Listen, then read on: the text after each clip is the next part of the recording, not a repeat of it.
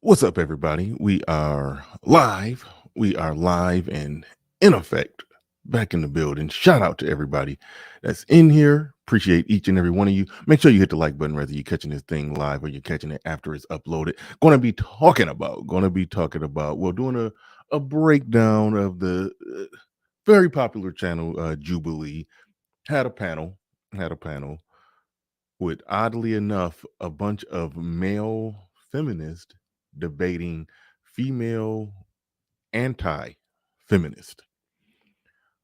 Only in this clown world that we live in do we see things like that actually taking hold.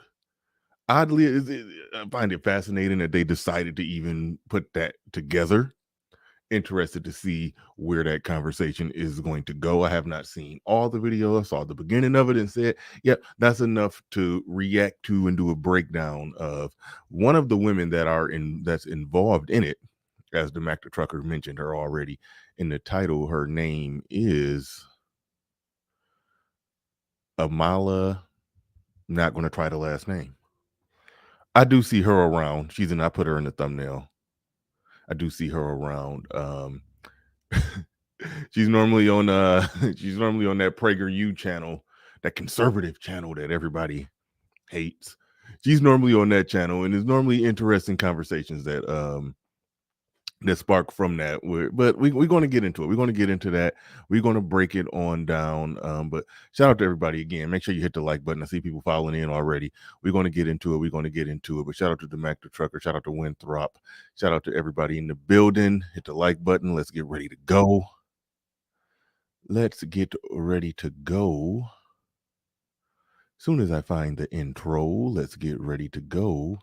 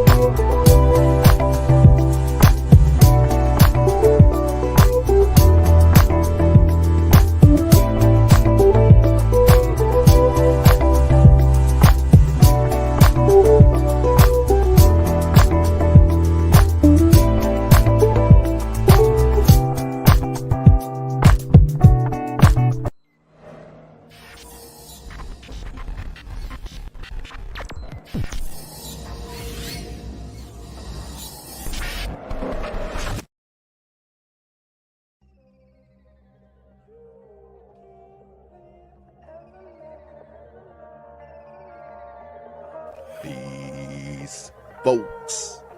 This is X from TPOT Media. Open your mind and wake your black ass up. You know what time it is. Hit that damn like button as you make your way in the door. Grab a seat, settle in, get ready. It's the Grown Man Hour with your host, my man, Bernard Riley.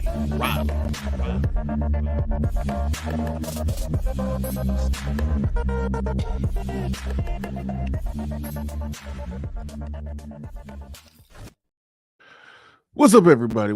Shout out to everybody in the building. Appreciate each and every one of you. Shout out to the early bird squad, those of you that make it in bright and early before we even get things started. Do greatly appreciate each and every one of you. Shout out to all the Patreons. I'm still like in the heavyweight championship and still having technical difficulties. Something that I'm trying to play here. I think I got it. All right, that's what I wanted. And I'm not even 100% sure if that's the right one, but it don't matter. That's still Not 100% the right one. The right one won't play, and it is what it is. All right. Is what it is. But shout out to the patrons. Shout out to the Patreons. Do appreciate each and every one of you coming on board. Josh Shouters is the most recent one that's not included on that list, but we'll get that worked out. But shout out to everybody in the building. Do appreciate each and every one of you. Shout out to the Mac the Trucker, came through with the first comment. Said this chick Amala. He said the chick is Amala Ekpanobi. She's a very conservative woman. I watch her show from time to time right here on YouTube. This is going to be interesting. Absolutely. I don't know that much about her other than I just see her pop up from time to time. I do see her pop up from time to time. That's about the extent of what I know about her. But yeah, should be interesting. He says, let's see what else we got in here from the Mac the Trucker before we get this thing started. He says, I see we on BRT, Bernard Rally time. Absolutely. Bernard Rally time every time, all the time. Absolutely. Winthrop in the building says, salutations. JC the Conqueror in the building says, let go. I think he means let's go, not let go. He says, who you got in the NBA Finals? I'm rooting for Lakers versus Celtics just for the classic historical implications of it. But who do I think? I don't got faith. I'm rooting for the Lakers to win it. LeBron fan, yeah, I admit it. But I don't got that much faith. I think they can do it. But I think Denver is a better team. I think Denver going to finish off Phoenix. And I think the Lakers should beat Golden State. And I think Denver is probably going to beat LA, even though I'm rooting for LA. I think Boston and LA, and then LA winning. That's who I want to win. Who do I think going to win? Probably Denver. Denver Sixers is plausible. Yeah, all of that is plausible. But anyway, shout out to LB Crypto says, let's go. Shout out to Mayan King Revisited. Let's go. Prime VA in the building says she has a good channel. I like her content. Oh yeah. Yeah, everything I hear her say is pretty on point. Says LA doesn't defend the 3 well. Can't win if 80 is hurt. 80 ain't hurt. He probably will be hurt, but he ain't hurt yet. He took a little shot to the head. You ain't gonna miss the game over a shot to the head. Now, if it was his ankle or his knee, then yeah. If it was his ankle or his knee, then yeah, he out of there. But no, he not gonna lose. He's not gonna miss a game over a shot to the head. So yeah, AD will be there. But no, his defense is good. His defense is holding it down. Ain't no ifs, ands, or buts about that. His defense is what's keeping the Lakers afloat. It really is. But we about to get into it. We about to get into the show today. Drop the music. We about to get into the show today. It says Lakers in 6 against the Warriors. Yeah, the Lakers should win the next game. I knew they was gonna lose this one again. You know, the one last night. Lakers should win the next one. I got 2 uploads that will be dropping on Patreon today, and I'm going to clip the Patreon, do some Patreon highlight clips, and then make that public. But we will go. Goat James, get out of here, Shannon Sharp. Talking about some Goat James. But shout out to all my Patreons. Yeah, I see them scrolling right there. Shout out to them. But yeah, so we're about to get this thing started. Today, we are reviewing a clip. From the channel Jubilee. And y'all saw the thumbnail. Y'all saw what was going on in the thumbnail. Y'all see the title, Male Feminist versus Female Anti-Feminist. We will break down the dynamics of how that exists only in this world today where people could have a voice on the internet speaking about these issues. One question that I'm going to ask, and I'm not asking this question in an attempt to take a shot at the women who speak up or on behalf of men. I'm not asking this question to to criticize women that speak up and on behalf of men, but you don't see as many of the. Normally, a female anti-feminist normally has a platform. You know, she normally has a platform. You see few of them without platforms. So it does make one legitimately question the enterprise of that. We do know and we do see in situations where the propensity to go left is always there. But however, there is a growing army of female anti-feminists, and it's interesting seeing them in a debate with male. I'm just playing, not really though. So seeing them in a debate with male feminists, it is an interesting dynamic there. It really is. It really is. So we about to get into that. We about to break that down. This is from the YouTube channel Jubilee, and let's get ready to go.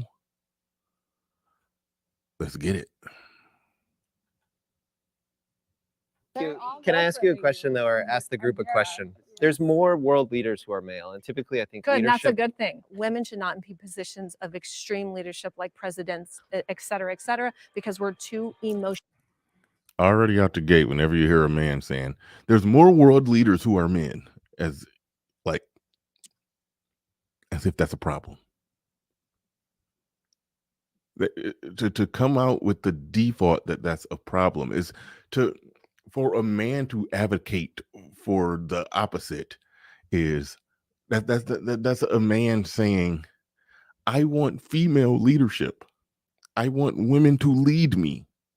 Like that's literally the position that you're in when you're advocating for that. The only thing that you should speak for, if if you're somebody who wants fairness in society, the only thing you speak for is the opportunity should be there if the woman wants it and if the people choose her. That's the only thing you should be saying. But you should not be saying that, but it's a problem that there aren't more female leaderships. I need women leading me. It's like you shouldn't be saying that. You shouldn't be saying that. Let's go. I'm feeling a lot of emotion right now.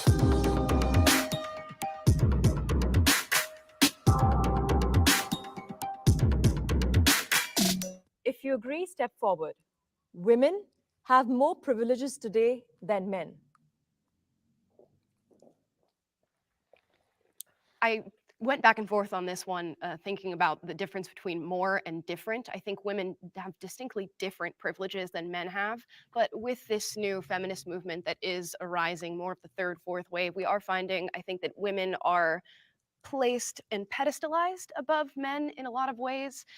There's affirmative action hiring and scholarships where women, sometimes even regardless of academic standing or achievement, are prioritized above men. But men also have different privileges that they get to access. I struggle to say more. Now, that is a sign of an intelligent person, the way that she made the delineation between not more, different. Not more, but different privileges. That is probably accurate. There are some male privileges. There are some female privileges. It's different. It's different. Why? Because men and women are different. Once you acknowledge that, and then you could have a real conversation. Okay, where are the overreaches? Where are we bending over backwards to try to subsidize or facilitate balancing the scale of these inherent differences between men and women? That's where you're having a real conversation, but not just a blanket conversation of more or less. But I think I do agree with the feminist movement now. There is more. If you are born into this life with a vagina, you inherently have 10 times more privilege than a man. From the time they are little, girls are always like doted on and you're so pretty and Now, I shouldn't say this. cute. Very I coddled. shouldn't. They're coddled, I right? shouldn't. As I they shouldn't think like this. But Get hold to on. access. I I mean, struggle to say more. Okay. All right. I shouldn't think like this. But when someone tells me that, okay, I'm a male advocate, female anti-feminist, talking about the female privilege in the world, and they show up with more titty out than in. It's like I don't know why it shouldn't make me not it shouldn't make me question their sincerity. It shouldn't. If I'm wrong, tell me. But does that make does that make you question? Does that make you question their sincerity? They show up with you can't even call that cleavage. It's literally more titty out than in. It's more titty out than in. It's like you can't even call it cleavage. So a female anti-feminist showing talking about women have far more privilege. I'm like, yeah, and you trying to capitalize on it right now. You're capitalizing on that privilege. You trying to privilege your way to the top with them titties. Am I wrong?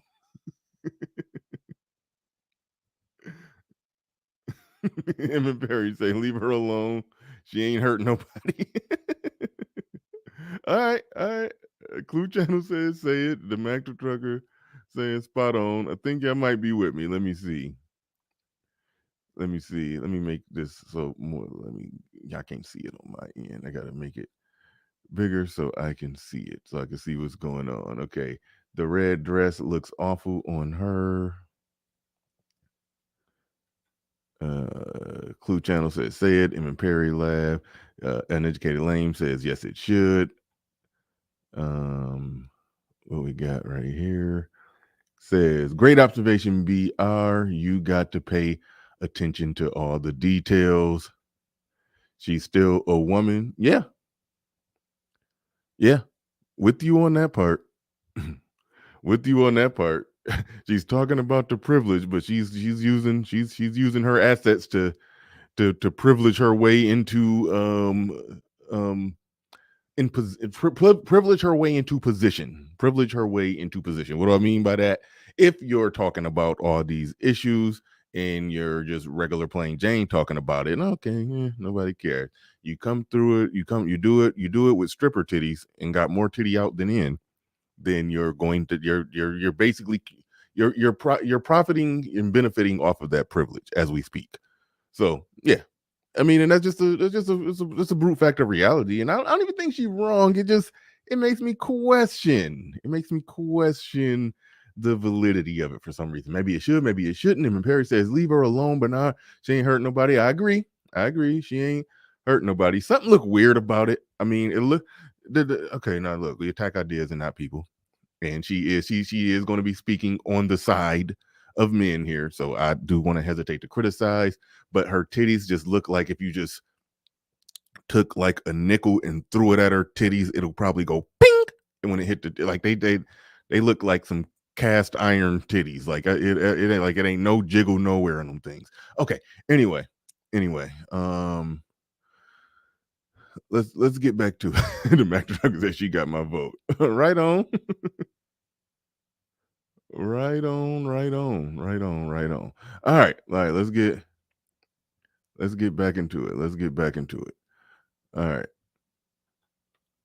More, but I think I do agree with the feminist movement now. There is more. If you are born into this life with a vagina, you inherently have 10 times more privilege than a man. From the time they are little, girls are always like doted on and you're so pretty and cute. Very coddled. They're coddled, Yeah. right? As they should be, Yeah. we want that feminine, nurturing energy in them. You can kind of be a degenerate woman and have a hot body and be a millionaire on OnlyFans. Men don't have that privilege. Now, women don't have to like work to get a guy. They're just hot. And then guys come to them and spend their resources on them. A man has to prove himself. He has to build a body. He has to make money. He has to build influence. He has to become a protector, a provider. Women just have that naturally. He has to become a protector, a provider. Women. Now, I don't know if y'all catching it. It's like something in her face makes it seem like she ain't buying this chick right here either. I could be dead wrong. It's like you could just see the difference, and I wasn't even planning on talking about this, but you could just see the difference in how she broke down a proper delineation between the two, and then one of them just, it seemed like the one in the red with the titty seemed like she just reeled off go-to talking points. I don't know. I'm probably overthinking it. There are women. It's like I said, shout out to Hood Conservative. They're allies in a propaganda war. So let's go with it. Just have that naturally by just having a vagina, as Well, I that's why said. it's frustrating, because the feminist movement has been all about women acting like they don't have rights and acting like they have it pretty hard in the modern day world. I can't think of a single thing that I don't have that a guy has, or That they only I would say the one thing I would say is the safety thing. That's the only thing that I would say, is that women are disadvantaged from, by nature, women are not as physically strong. I mean, you're physically strong, but as physically strong. I'll take it. It was great biceps. And men just are. And if you're walking down a dark alley as a woman, you're going to feel some type of way sometimes, That's right? why we need guns. Well, there you go. I'm going to talk a little bit more about like the judicial system when it comes to, let's say, domestic dispute. If a woman calls the police, they automatically show up, arrest the man. The Duluth model, I think is how you pronounce it. And that's already in place. It's not necessarily like a right or anything, but it's certainly in all of the police departments. Is if feminism is all about equality, why would you automatically arrest a man? When they arrest him, his name is in the newspaper automatically. The fact that a woman can say Jane Doe and she doesn't have to put her name out there, what skin in the game is there? And there's so many instances of that. I know men personally who have had domestic violence within the relationship with children involved, unfortunately. And the woman attacked the man in front of the child, and he's still, I know 2 instances personally, and he's still fighting to get the child back. That's from the Me Too movement. Congratulations. You guys got that. It kind of invalidates the women. Yep, all of that is accurate. All of that is accurate. That is the case. That is how it goes. Give me a second, y'all. I'm sitting here trying to put something together, trying to charge something. But yeah, no, all of that is accurate. What they're saying is like women are definitely privileged in that. In a feminist who's a actual true believer who wants a woman who's an actual true believer who wants true actual equality, she would advocate for that. She would advocate for the woman to be on the hook for the same things. She would advocate for the woman to be on the hook for the same exact things. They don't do that though. And because they don't do that, what ends up happening is they're essentially trying to position themselves for power. Now, there are some true believer feminists that actually do want men and women to like split the custody. Why? Because they want those women to be able to get out there and work and earn just as much money as a man. She can't earn just as much money as a man. And man, if she got to be at home with the kids after the separation, she gotta be taking care of the kids. So if she can't work as many hours, she can't be as industrious. It's some true believer feminists who like, no, half and half. Send them to the man. Send them to the man so that woman can be free to live her life and do what she want to do. It's some of them who actually believe that.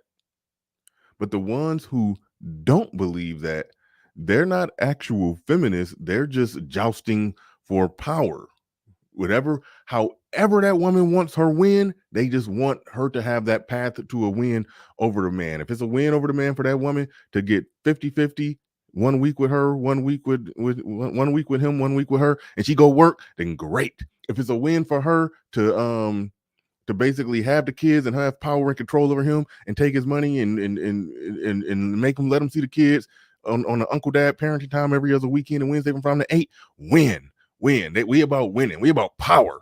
Like that's what it wants. So that ain't really the feminist. That's people jousting for power using their feminine wiles to get it. So that's a different thing. But the actual true believer feminist, the ones who think they actually can compete and do everything that a man can do, they actually do want it even. The ones who actually think that. Now those ones get proven wrong in many situations, but they do actually believe that. women who do come forward and who have faced rape and sexual assault and all of that, because then it kind of turned into a Twitter hashtag. That's correct. Where women were like, oh, you know what, I'm going to join, like, this seems fun, like For clout. it's not it's fun. I think it's a mixed bag. I don't think the Me Too movement was inherently harmful. It's the Me Too movement when you couple it with something like believe all women. That's when it becomes an and the victimization of women who aren't really victims. The prompt is, do women have more privileges? We have privileges simply by virtue of.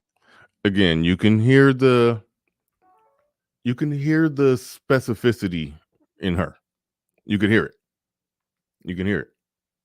She's saying the Me Too movement by itself isn't bad. When you merge it with believe all women, now it's bad. There's nothing wrong with women who are actually victims stepping up and talking about it and putting the spotlight on things. When you merge it with whatever women say is true, throw that man under the bus, believe all women.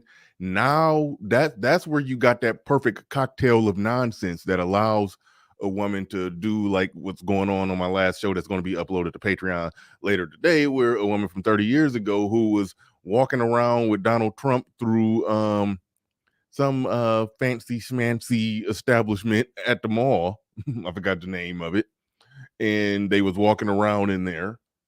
And she said they met up there, they bumped into each other there, they were joking, they were laughing, having some good friendly, playful banter back and forth and this or that or blah, blah, blah. And then it skipped a flight of stairs and it's like they teleported into the dressing room where he was allegedly sexually assaulting her. Like, she's saying it happened 30 years ago. No eyewitnesses, but she said it happened. He owes her $5 million. That right there, machismo TV. Not very machismo of you to know the name of that store, by the way. No, just playing. But those things merging together. Me Too movement plus believe all women makes it to where some woman can get $5 million up out of a man over just some stuff she alleges that happened 30 years ago. So we're seeing the proper analysis coming from what did y'all say her name was? Amala or something like that. I'm bad with names, but yeah, y'all seeing the proper analysis coming from her and not just a reeling off of talking points. You could tell, I can always tell when somebody actually thinks deeply about it and they're not just saying stuff. Of being women, we have privileges with affirmative action, we have privileges in family court, and we have privileges as far as being believed and forgiven. It's that's something that should be acknowledged. That's correct. Can I have the disagreeer step forward?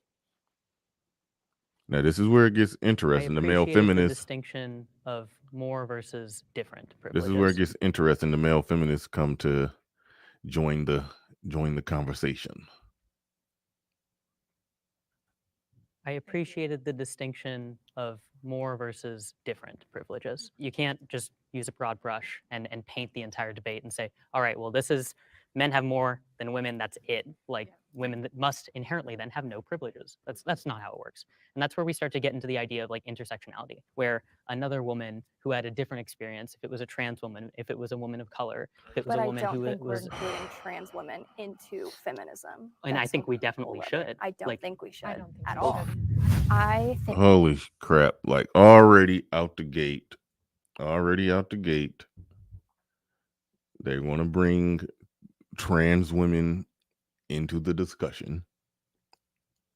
We're talking about women's rights. I don't understand how or why it even has to leap to there. And forgive me because I'm trying to pull something up, trying to pull up an additional screen so I can babysit the chat a little better. Hold on. Okay. Oh shit. Okay. But this is where it gets goofy and turns into a clown world. This is where it gets goofy and turns into full-blown clown world. Because he had to bring trans women into the discussion, but let's see where it goes. Think that trans women should not be a part of the feminist movement because a man, just because they, wake up and feel like they can be a woman one day, could come in and then suddenly know what it's like to have a period or know what it's like to have a child. It's anything from men replacing women in sports to men replacing women on podcasts during Women's Month and when we're talking about women's health, or you've even got biological men who think they're women going to the White House speaking on behalf of all women. I do have a question for you based on the prompt, though, because you've lived in. She's definitely right. She's definitely right.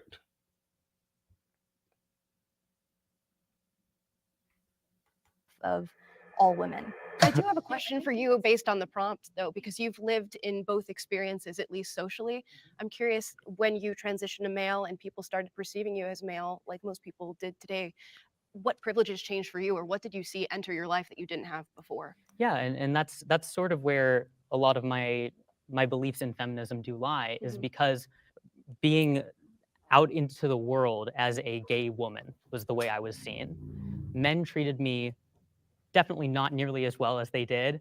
I was bullied in school. I had people call me slurs, and it seemed Okay, if you go back to high school, obviously in high school that, high school kids are mean, and I think we understand that. Being gay, it's probably not like that now, but it was a good time when being gay in high school was tough. I think when you got to college, people really didn't care. And then as an adult, it kind of phases out. I mean, not phase. People don't care as much. You're not running into as many problems with just the mere fact of you being gay when you're an adult. But high school and middle school, yeah, that's a legitimate issue. But when you're talking about men treat him better now or treat her better now, forget, I'm confused. I'm confused about what's what and who's who. But if somebody effectively presents as a man and men actually see the person as a man, then yeah, men are going to see you, and and then you may get like a hey, what's up, or a fist bump, or a just normal male camaraderie if they're sold that you're a man when you're around them. To say men treat you better versus like a gay woman, like how are men supposed to present a gay? How are men supposed to treat a gay woman? How are men supposed? I mean, basic human respect, but it's going to be different. Again, I think he's talking about different. He walked in talking about how he's glad she made a distinction or delineation between more versus different privileges. But all he's talking about now is just something as simple as not even a privilege.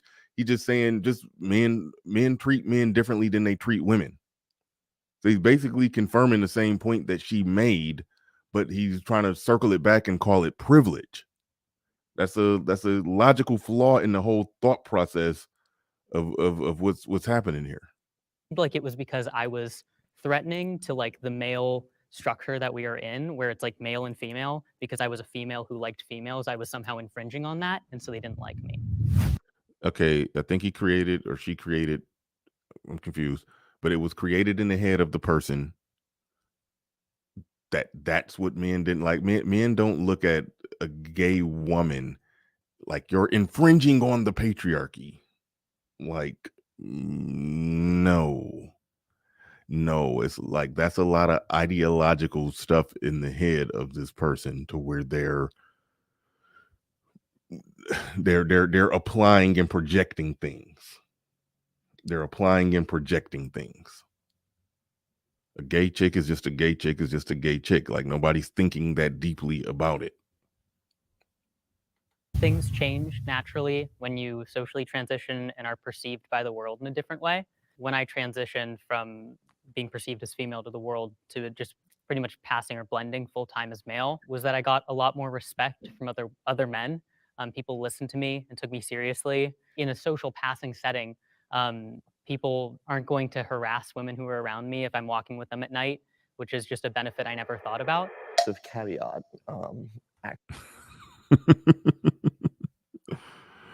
I guarantee that word harass meant shoot their shot, flirt. I can almost guarantee that's what it meant. So would she, because I'm assuming, I think it's a she. I think that's biological or female. What she's successfully saying is that if she successfully presents as a man and passes as a man, and then men sees this person presenting as a man with a woman, of course they're not going to shoot their shot at that woman under the assumption that that's your woman. That made that was not a that made no sense, or it was just not a point of privilege.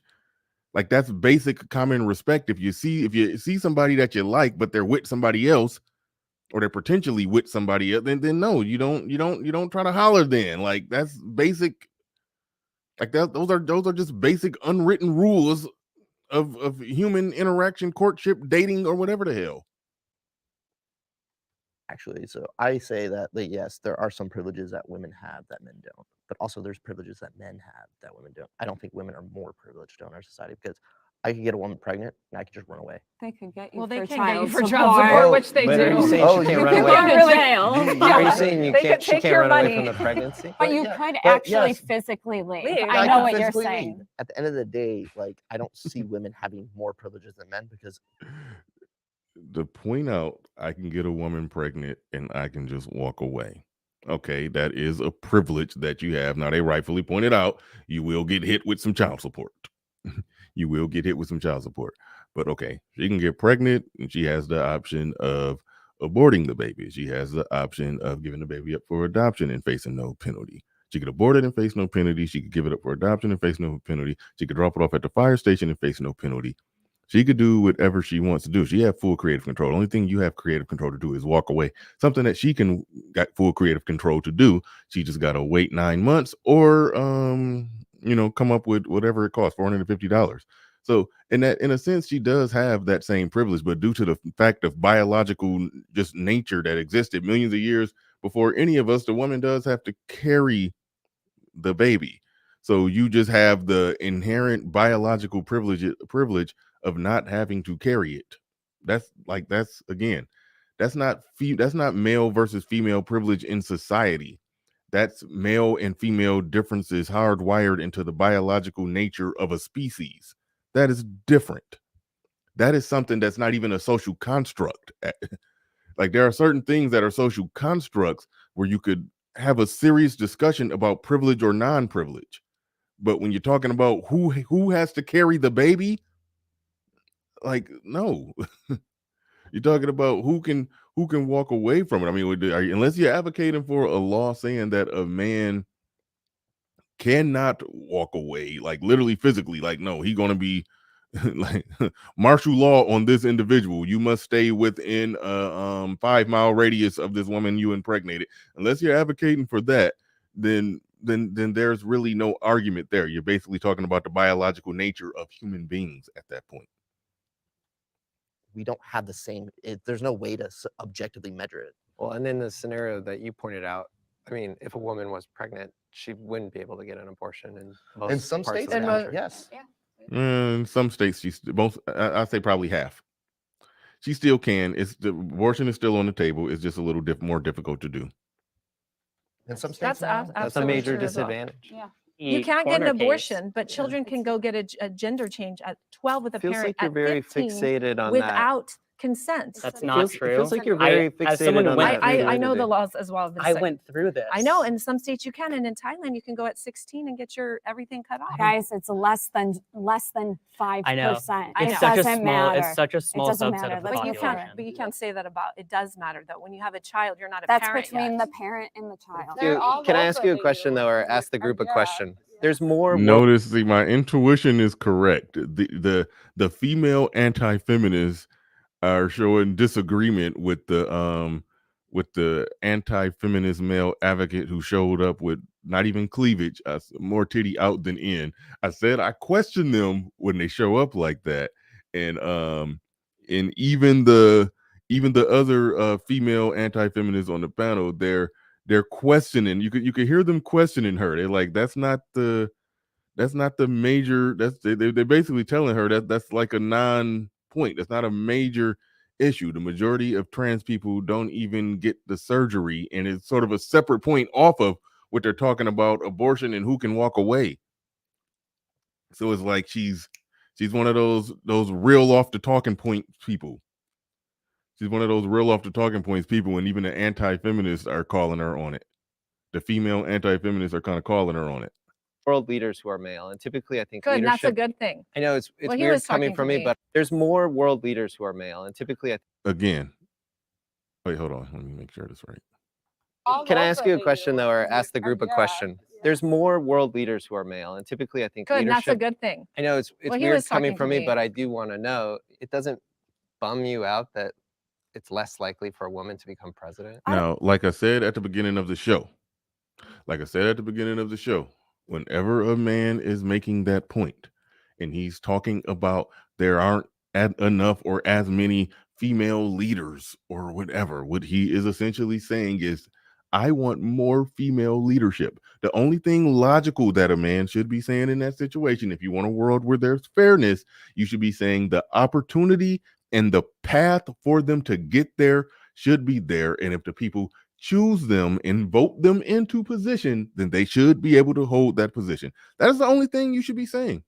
That is the only thing that you should be saying. You shouldn't say anything more than that. But you're just personally bummed out that women are not taking the reins of leadership from men. That just says, I want a woman to lead me. It's like, come on, man. It doesn't bum you out that it's less likely for a woman to become president? I don't feel bummed out because I know that if I want to pursue something that I want to do, I have every capability to do it in this country. I don't feel bummed out. Women should not be in positions of extreme leadership like presidents, et cetera, because we're too emotional. No, I'm feeling a lot of emotional emotions Men right can be now. impulsive. Very men I'm not can- saying that men can- can't be yeah, emotional. Like we had a Men are president. more We had a president logical. who would literally just And now go we on have a Twitter president whose every brain day, doesn't every work. second. Now, the male feminist is right about that. Again, the more titty out than in chick is reeling off talking points. Women shouldn't be in leadership because women are emotional. Okay, there's a bell curve of emotions. Women tend to be on the more emotional side, but it's on a bell curve. It's some women that aren't emotional like that. And Donald and the male feminist was right. Donald Trump was a very emotional president. I mean, he's waking up at 3 a.m. tweeting his conspiracy theories. All right.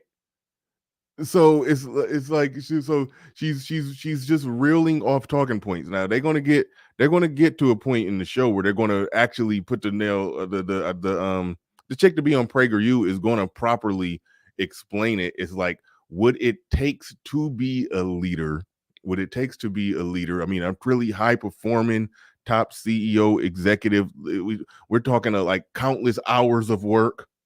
We're talking countless hours of work. You got to be completely driven. You got to be unattached to a lot of things. Even if you're married and got kids, you got to put your career and all of that before your spouse, before your kids. You got and you got to be fully just bloodthirsty about achieving all of those goals. And when it comes to women typically are not like that. A woman, especially if she got kids and if she's worth a damn, she's gonna lean more that way if she actually is worth a damn. She's gonna work because most married women work, but they're gonna work and want and come home from work. The man is gonna be working the extra hours. It's like it's those really high performing positions of leadership. It's just sort of not built or hardwired in them from a competitive and testosterone standpoint to really be thriving, just blood and guts trying to get to that no matter what. It's just not in them to do that. And yeah, and they happen to be more emotional. But those women who do have that drive and aren't as emotional as the chick yelling and screaming and ranting and raving because she broke a nail, the women that aren't like that, they should have the opportunity to go and pursue it. And if they win, they win. They should have the opportunity. Like that's where it's at. What we find is that taking away, just opening it up, taking away all barriers, what we find is that they don't want it at that level, or they don't succeed at that level. It just is what it is. They can succeed at many things. A lot of them are good at many things. But when it comes to the highest levels of it, they're not going to succeed at the same percentage rate. That's just what it is. Wait, Let's- one let's person have- so she can hear us. To be logical and to be sound is not something defined by gender. It's just something defined by your own psychology. The left and right brain, it That's just actually false. is though. That's That's just not false. false. It's Come not on, false. man. It Come is on. not Really? false. I Really? know your question about leadership, I think, is a very poignant question because a lot of people are asking that. Why don't we see more female presidents? Why don't we see more female CEOs or Fortune 500 companies? And again, it goes back to those gender differences. There will be women who will be exceptions to the generalized rule of what it means to be feminine, and those women you will see succeed in extreme leadership. But we should also discuss what the conditions of extreme leadership are. We're talking 80-hour work Yeah. weeks, subscribing yourself to your career and nothing else. Forgoing family, and children. Psychologically and biologically, women tend to lean in the direction of not making those choices for themselves, while men are highly competitive, they are highly analytical, systematic, they're willing to put in that time and take extreme measures to gain career status. Exactly. But in a Perfectly. egalitarian And you can again, if we're in the business of trying to break down of female anti-feminists, which ones are legit and which ones are not, somebody who could break it down and explain it the way that she explains it, that definitely leans more towards the side of legit. Somebody who just is reciting talking point bullet points without any distinction or specificity or delineation between this or that, it just I tend not to trust it. I tend not to trust it. society is about having that choice to make that decision. And Yes. that's what feminism. Exactly. But in an Perfectly egalitarian said. society is about having that choice to make that decision. And Yes, that's what feminism But we is about. do. It's But about we already having- have that choice. That's- we If do have that I want to go But own it's my own being- company, it's I being can. restricted. Like I said in the beginning. Now, right there, and they did a bad edit because I wanted to see what was going to be said next. I really did want to see what was going to be said next, because he says in an egalitarian society, and this society is pushing for an egalitarian society where men and women are equal. Bare minimum, what it should be is that we should have the ability to make everybody should have the ability to make the decisions, and the ability, or just whatever it is they want to do. It shouldn't be the barriers in the way of it. And then the chick, Anna, I think that's what I said her name is, she responded by saying, no, they do have the ability to do it. And then he tried to say, oh, there's barriers in the way of them doing it. But once we establish that the opportunity should be there, the opportunity is there, and then we establish that there are differences in men and women, and that's why men tend to do this more and women tend to do that more, then you understand that it's not sexism or oppression or anything like that that's stopping it. It's just difference between male and female. And he was right. They were right on the brink of getting a full checkmate on that one. Then they did an edit and then moved on to something else. We've all agreed that the beginning of feminism was going in the right Humanizing direction. women, It right? was humanizing women. It was making them equal to men. It was giving us the same opportunities so that we can go vote, so that I can go get a job, so that I can drive a car. Like, She can there's run for other president if she countries wants. that I know that we weren't talking about other countries, but if you want to talk about feminism, go protect the women who get beat up for driving a car Thank in you. other countries. Men are falling behind in society.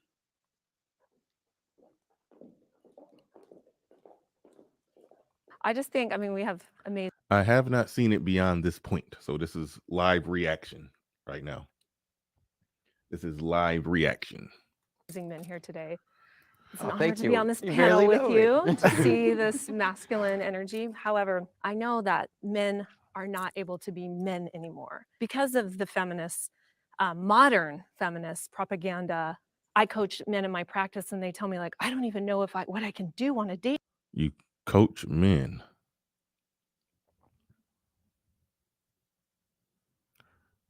Now, it's one thing to have a YouTube channel when the majority of your audience is men, but you coaching them?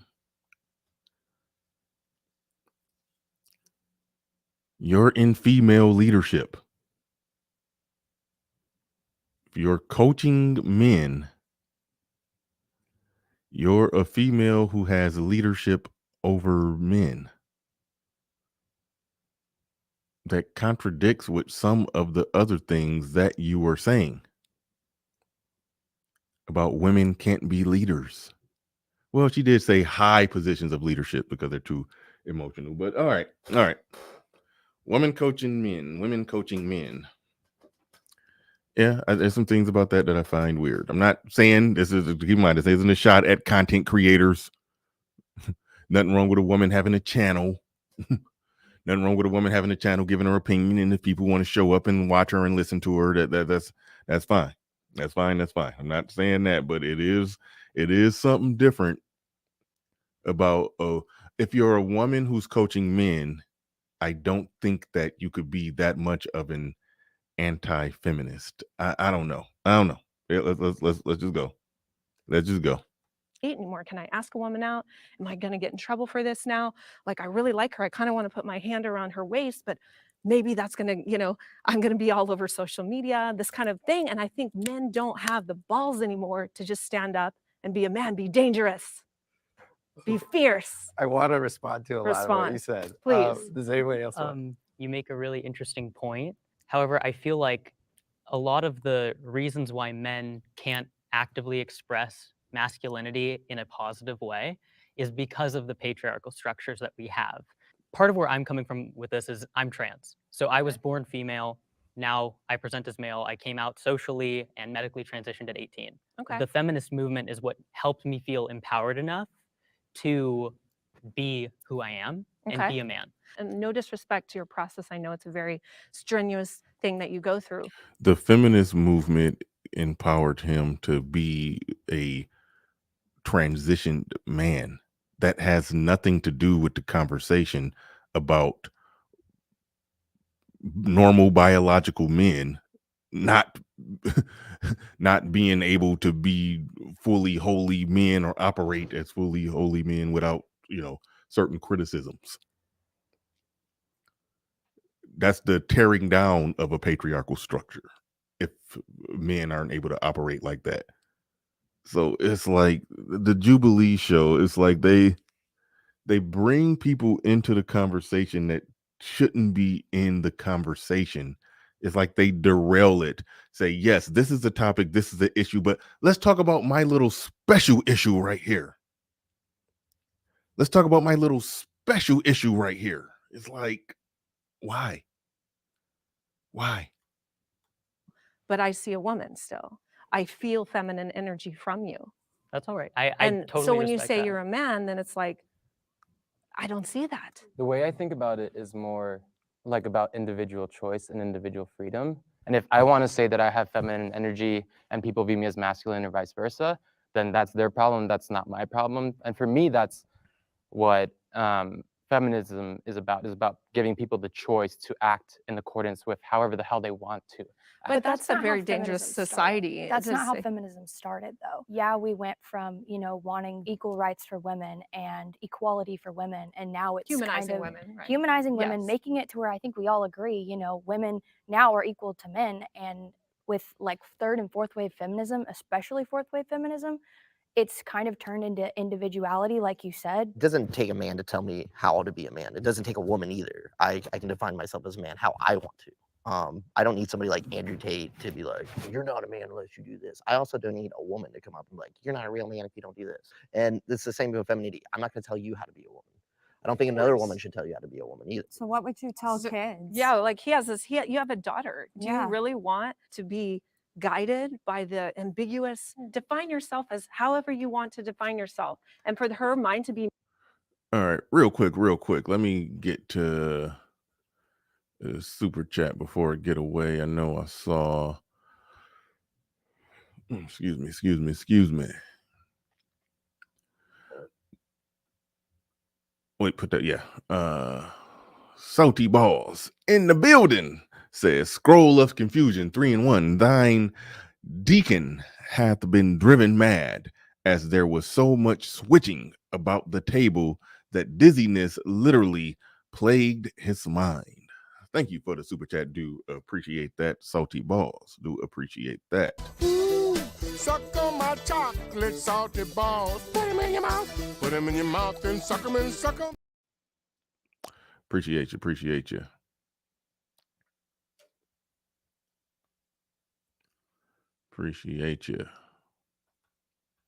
be molded and shaped by men who, no disrespect, women who turn themselves into men and then turn themselves back and say there's a lot of dissatisfaction when the root of the problem wasn't the gender, it was everything let's else. There's actually slow down, though. very I feel low like I rates looked at the of percentages. detransitioning, but I that's looked at neither here nor percentages. That's also a minority of the population. feels like you're bundling a lot of ideas, which makes it hard to respond. But Well, because there's so Yeah. Everybody is lightweight caller on that. Whenever somebody is jumbling and bundling a lot of different ideas together all over the place at one time, that's somebody who's just talking points factory. They studied it and they're just that's how you know you got a regurgitator. That's how you got to know you got a regurgitator, where it's not a straight line of a conversation. It's just a bunch of throw a bunch of talking points against the wall and see what stick. much data to support Can you these. repeat what's the main question? Do you want your daughter's mind to be formed and shaped by a society that tells her it's okay to be masculine and to be a man, and that she doesn't need a man, and that it's better off for her to be alone and put her career first and not have children? I think it's more likely than not that she'll probably follow a more conventional path. If my daughter grows up and she wants to dress like a boy, like great. If she, for whatever reason, is experiencing gender dysphoria, like we would navigate that together. But that to me, it doesn't See, scare the me. trans person got the whole conversation thrown off because we're talking about male feminists and female anti-feminists. We're talking about female privilege versus male privilege. We're talking about our men falling behind in society. Then the trans person just threw a trans grenade on the table, and now everybody just talking about gender dysphoria, something that like less than 1% of the population deal with. And then of that 1%, only like maybe 5%, probably less than 5% of them actually get the surgery. Like, we're talking about a very small percentage of people, but the conversation is derailed and it's just become that. It's become that. It's it's better to just keep them out of some of those conversations. Okay, and I don't even want to go there, but I mean, damn, it derails the conversation. It derails the conversation. Everybody talking about okay. And That's I would all the more want to live in a sad. world I that feel like that's sad because Why, it's a very though? because my son, I encourage him. I say you are to be, and I really don't care the backlash. You're supposed to be attracted to women, and I Isn't that tell a lot of him, pressure? and I tell no, and I ask How's him, that pressure on a man telling him that he should be attracted to women? If he's of the very small, 2-3% that's not, oh well. But like, you don't even have to tell them that. You don't even have to tell them either way. But if you do tell them, then how's that pressure? It's like that's goofy. But what who if are- he's not? Because life for transgender individuals, and my son's African American as well, is very freaking hard. I don't know if we Yeah, can and swear. I'm sorry. You can. It's very hard. Do you know this to be very life for transgender individuals, and my son's African American as well, is very freaking hard. I don't know if Yeah, we can and swear. I'm sorry. You can. It's very hard. Do you know this to be true? Asking people or putting pressure on your son or putting I don't pressure on my daughter to I not just tell them. okay, but to not be their true self, if that's truly how they feel, that's not feels their like true that self. would No, be. it's, they're not their true that's self. this like Thank you. that's this way it's Thank you. society has influenced everybody to correct. be We are like so off you know, balance. So when you say I can I feel- identify, I can be whatever I want. If I want to say I'm Beyonce today, I can now just be Beyonce. But do you right? actually believe that? I do. Okay. I kind of But feel like, like I don't think you Can we believe talk it. about The the prompt. prompt? Yeah, was- let's roll back the to prompt's that. about Here's men the falling Here's behind. the other thing. Men are falling behind. Is it because of feminism or is there socioeconomic factors? It's funny. Hold on. If you Can we believe talk it. about I hear the part where somebody put the conversation back on the tracks, put the train back on the tracks. Yeah, I heard that. He was like, the conversation is about our men falling behind. The prompt genuinely was- Yeah, was. let's roll back The to prompt's that. about here's men the other, falling behind. Here's the other thing. Men are falling behind. Is it because of feminism or is there socioeconomic factors that we're not looking at? Well, how do we Because define well, no. falling behind? Let's Yeah, look, what do you see as falling behind? What's falling behind? So people in America, not just men, everybody is getting poor. This has nothing to do with well, that's feminism. not Well, we're not true. getting that's a this- mental you- state. you No, mean it's not that's true. a This mentality. is economic data. We are I'm not falling getting behind poor. Well, elsewhere. you can blame the president And- for that. Okay, And back the other to the thing prompt. is, what do you define as masculinity? It can be subjective. Tell from us. culture to culture. What do you define I masculinity? think masculinity is whatever you want it to be. It doesn't have to be this objective How- thing where it's like, oh, you're masculine, you're How not. is Like, it kind of? so it could be different from our society to another society. And actually, in some countries, like Masculinity is defined as traits, characteristics, attributes and interest or what that are most commonly associated with men.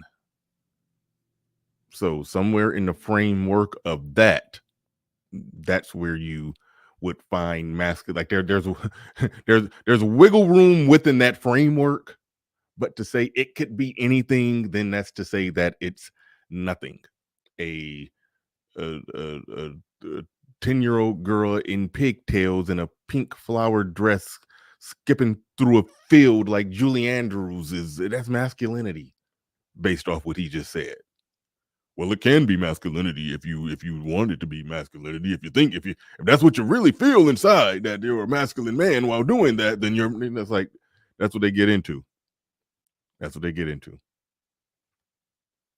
Like men who don't provide for their families or are not the sole provider are not seen But as are we masculine. talking about other countries or are we talking about the But US? even right now? actually families or not our society to another society. And actually in some countries, like men who don't provide for their families or are not the sole provider are not seen But as are we masculine. talking about other countries or are we talking about the But US? even right? Because being a sole provider and providing for your families, all of those are attributes that are commonly associated with men, therefore is viewed as masculine.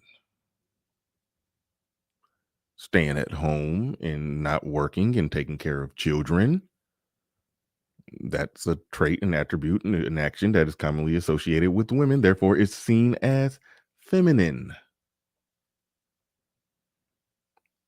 Can a feminine woman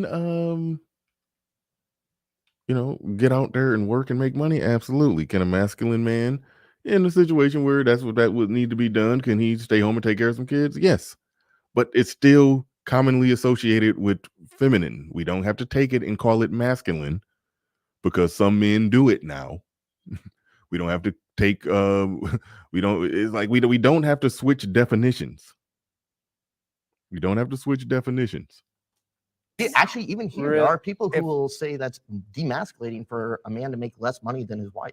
I appreciate everything everyone's saying. I do want to talk about the prompt. When I heard the prompt and I heard that, I thought about men falling behind, I thought more like mental health, like suicide is more common Oh, we're with gonna men. go here. No, Love but it's this one. true. Like men But it's such a commit suicide it's at not higher a cop out. Like rates. I'm not saying mental health isn't an issue, but it is an issue, and obviously a lot of men are experiencing a lot of pressure. Have you heard like the term death of despair? Men are I'm curious that she would like shit on that.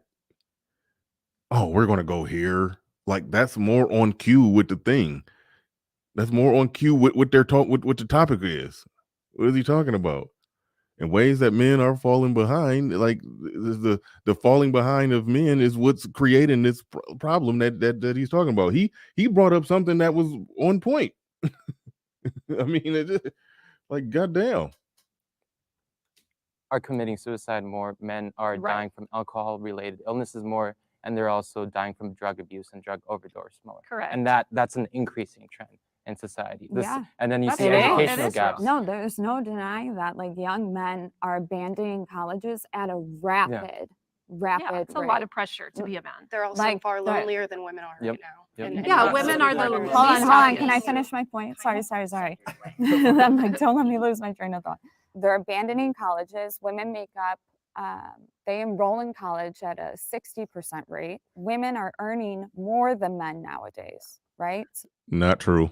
I don't know why people think that.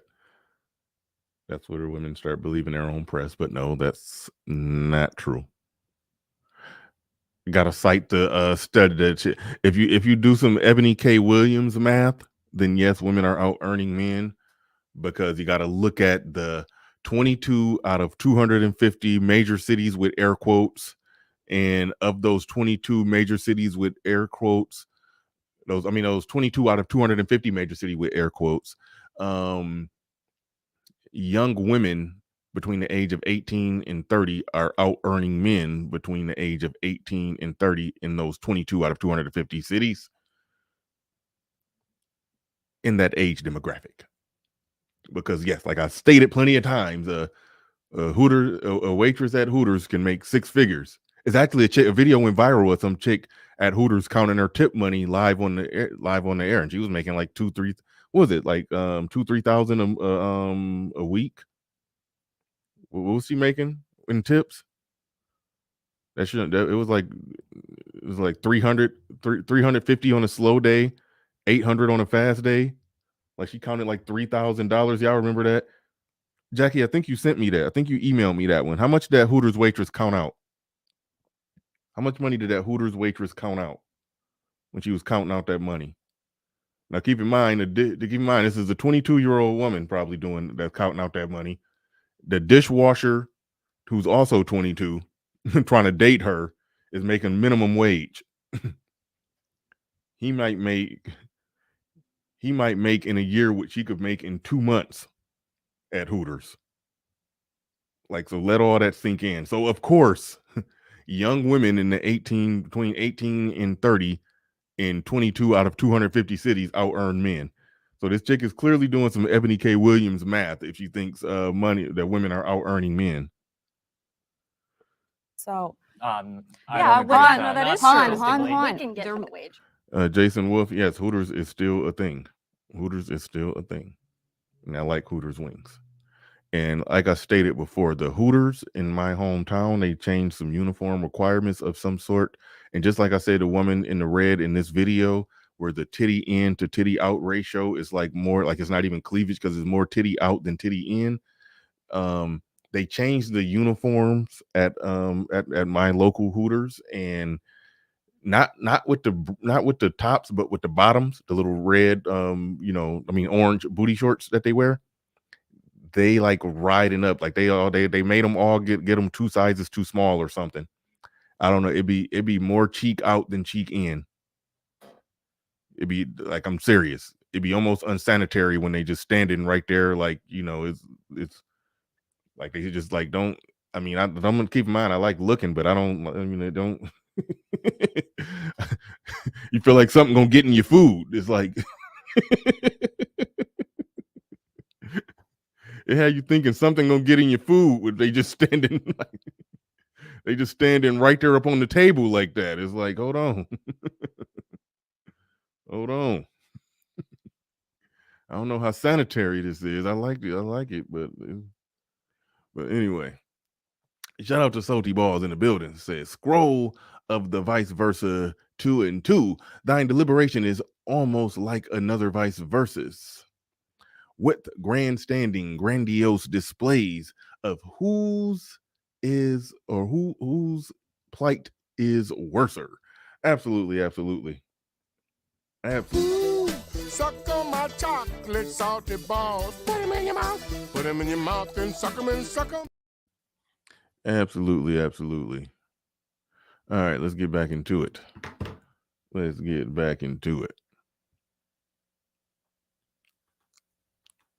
It's about enrollment. So are they having other jobs? Yeah, probably. But I'm saying like men are not going to these institutions. Why? When you're saying lack of enrollment, there's more entrepreneurials in the entrepreneurial space than ever before in history. So I believe a lot of people are opting out of college, as we had, to pursue their ventures. So that could be part of the reason why the enrollment has declined. Can I just go back to a point that you said really quick? Yeah, where go you ahead. talked about Yeah. like the mental health of men and how Me? the Yeah. stigmatization of men addressing their mental health. Yeah. What system are we in that Sure. makes it so that men have this big stigma around our mental health where we can't Yeah. talk about it and the suicide rate goes So up? I'll We tell- are in a patriarchal system. No, Hold on, that's let me that- That's where they try to blame everything on patriarchy, but they don't realize it is all the fighting and pushing back of feminism and putting the wants and needs and feelings of women in the forefront that has pushed what men want, think, feel, and need completely to the back burner, to the point that men don't get the help they need even coming home from war with PTSD. That you can't blame that on patriarchy. You could blame that on a matriarchal feminist win.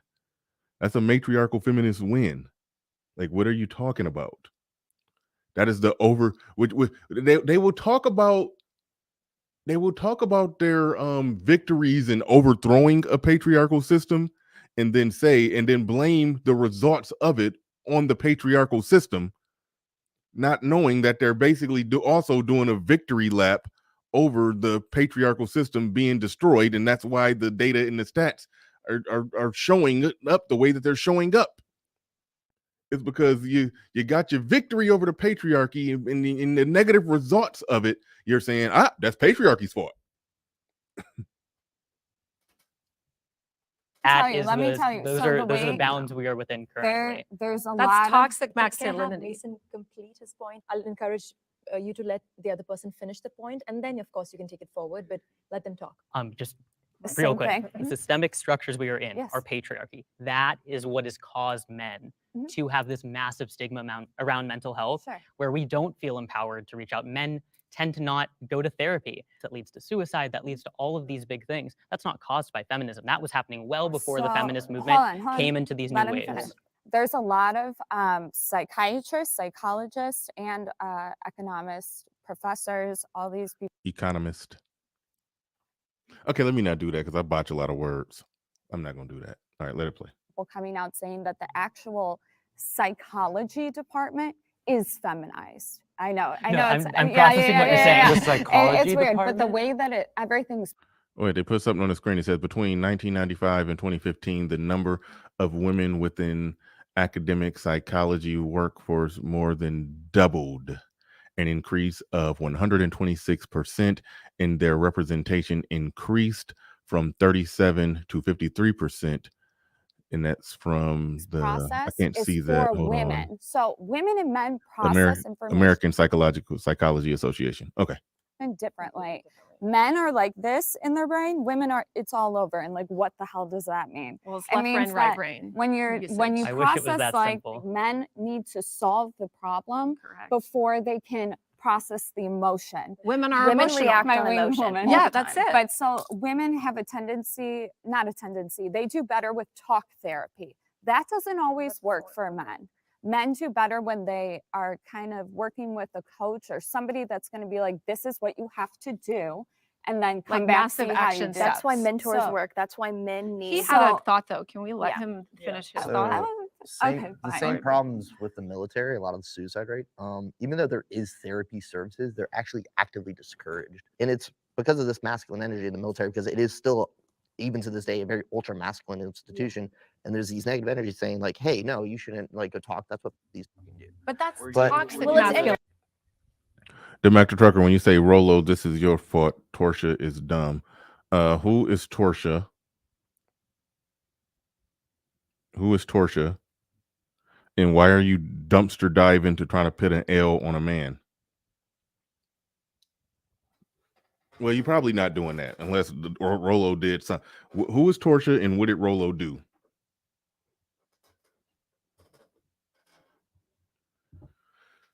Who is Torsia and what did Rolo do?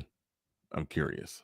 Masculinity. Yes, Well, actually, but it That's comes not from patriarchy. it comes from a There's a place of difference. no, it comes from a place where it's like, well, actually, but it That's comes not from patriarchy. a talk. That's what these fucking do. But that's But- toxic Well, it's masculinity. interesting. Yes. well, actually, But it That's comes not from patriarchy. it comes from a There's a place of difference. no, it comes from a place where it's like, oh, that's not what men do. Just suck it up and push on. And that's why a lot of these guys end up killing themselves. But what branch were you in? Can I ask? I was in the army. Okay. Was, So you're an athlete, correct? And Yes. in the military, what is in the military that makes everything work within the military? It's a structure, right? yes, it's a structure. It's a system, right? Who runs the military? Who is at the very There's something to be said about some of the drawbacks from suck it up and move on, because yes, men do gotta, conquer. They do gotta climb the mountain, do gotta slay the dragon, do gotta kill the beast in front of you gotta conquer self and conquer whatever is in front of you. I get that there can be some drawbacks to that.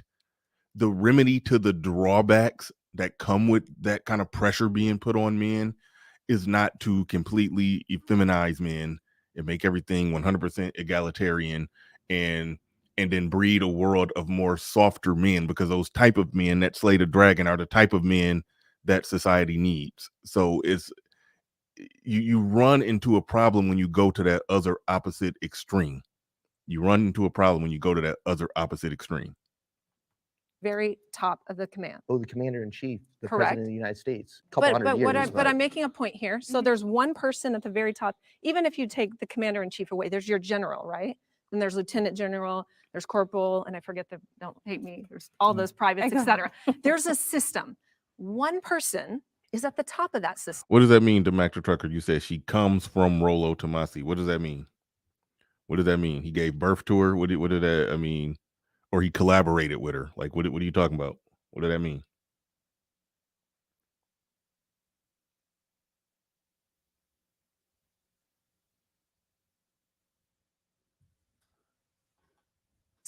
And he has supporting members underneath him all the way down to private. And that's what patriarchy was, quote, patriarchy was designed. It's a system of one person taking a leadership position, and they make decisions for the greater good, utilitarianism of all, meaning the family unit.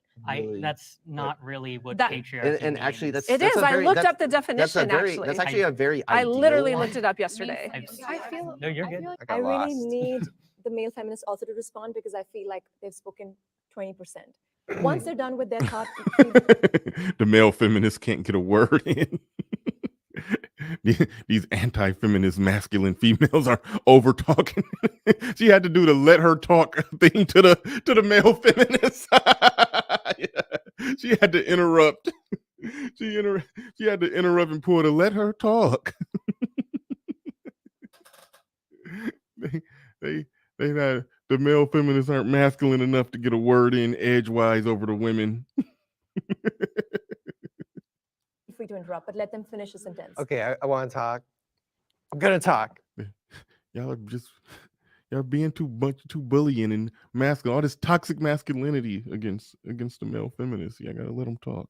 I mean, I do think men are falling behind. I feel like the world is just changing in a way where men don't have like a natural place to fit in, or it's not as intuitive as it used to be. And I think men are alone. I heard you throw out the word loneliness, and that does feel true.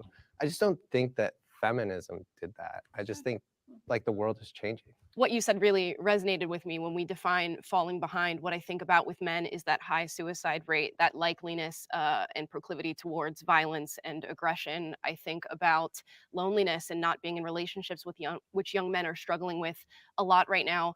And where I feel finding common ground and feminism does get right in a sense is that we should expand our horizons as far as how we view masculinity. Men should be able to cry, they should be able to be vulnerable, and that's something that we need to access. But also, these men who are feeling disillusioned with the world right now, they are seeking out male figures. We've seen, the rise of the Jordan Petersons or some of the personalities at the Daily Wire or the Andrew Tates. They are seeking out somebody who's telling them, I want you to access those masculine traits and harness them in a way. I would say Jordan Peterson's probably a more healthy role model for men than, say, an Andrew Tate, but men are going towards these more aggressive, masculinized traits and seeking out men that are trying to harness that for them. Yeah. I thought you made a really great point that I totally agree with, where men are looking for these role models of how to embody masculinity because we are falling behind and a lot of people don't know how to act. What's really important, and what I've seen, at least in my experience, like feminism bring up, is the idea of like Justin Baldoni doing his talk about being man enough for your woman, being man enough to be emotional, being man enough to support children. That's the type of manliness and masculinity I think needs to be embodied so that men can catch up and feel like there's a place for them. That's something that we need to focus on, is making sure that. So men being more masculine to him means men being more effeminized to some degree. That's what it means to him. That's essentially what that means to him. Basically, conduct and behave in a way that will more or less turn women off. Women like the idea of a man being emotionally intelligent and all of that stuff. But the fact of the matter is, tested under fire, under pressure, they're not feeling that. They don't want that. They want you to not be a dick they want you to not be punching holes through the wall. They want you to not be doing that. But they don't want you to be as in touch with your feminine side as they are. People know how to embody masculinity in a way that's going to be beneficial for everyone. And yeah, I did hear all those we's when he's talking about, or she's talking about men. I mean, I heard all those wheeze. We letting that ride. We letting that ride. It says women should also be drafted into the military. The link is in the chat if anybody wants to come up and participate in this conversation. The link is in the chat. This will probably be the last topic they cover that I listen to, that I play around with. But I am interested what male feminists, what a male feminist would say about women being drafted into the military. Men should also be drafted into the military. Let's do it.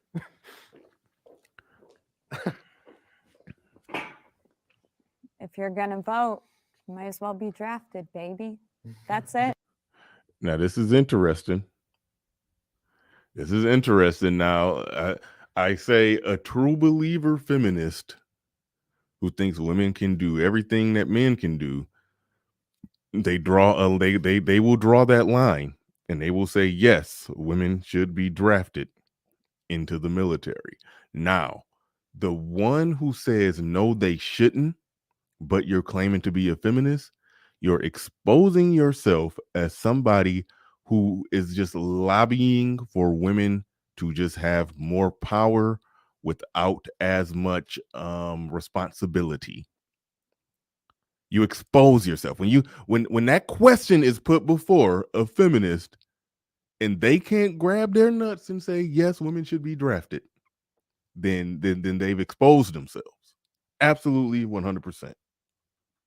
Yeah, I believe rights come with responsibilities, and we are all responsible individuals. Granted, I'm glad we live in a society where we haven't had the draft since, I think, Vietnam. Vietnam, I think Vietnam. 50 years ago. Right, what he said right there is kind of why this conversation is somewhat a moot conversation, but it's an interesting brain teaser, so let's go with it. I do think that I don't see a draft happening unless shit really hit the fan. And maybe shit's about to hit the fan sometime in the next 5-10 years, who knows? But unless shit really hit the fan, that's the only time a draft will happen. But this is a good brain teaser because it really pins down somebody's psychology when they talk about that. We should relook at the draft and as other options, not just military service. So I was in the active duty military, and I was also in the National Guard, and I've fought wildfires, and I've done crowd control. I've done a lot of other things. If you want the same rights, you have to have the same responsibilities, and I think that's just universal based on what you can do and your abilities. This was a very difficult one for me to parse through because I remember when I was getting my birth certificate changed. Okay, here we go. He gotta bring dude. They derail every conversation. They derail every conversation. It's should women be drafted into the military?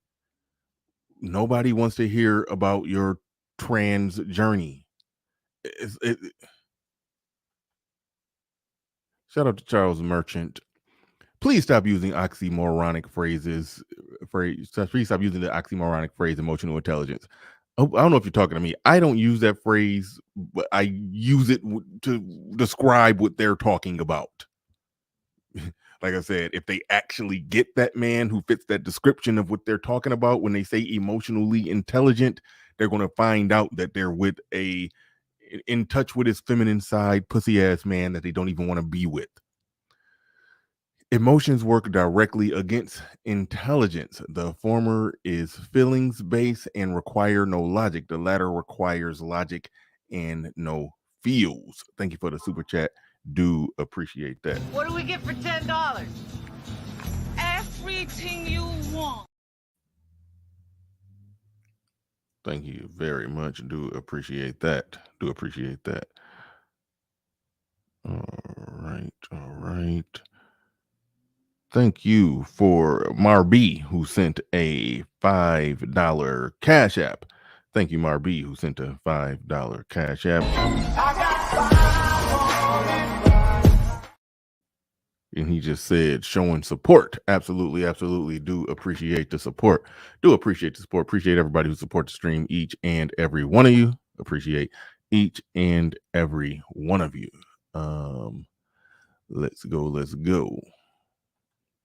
And it was like, all right, time to register for selective service. And I was like, oh God, I have to make this decision now to register. You don't have a choice. I know. So I was like, all right, cool. I we'll go through with finishing all this legal stuff up and register. And I think, like you said, there's lots of other responsibilities that men and women of different abilities and different strengths could fulfill within selective service if we needed it. Drafted, correct me if I'm wrong, would be going into war, would be physically going and doing Not the sincerely. actual combat. A lot of the draftees in Vietnam didn't go see combat. They did supportive roles.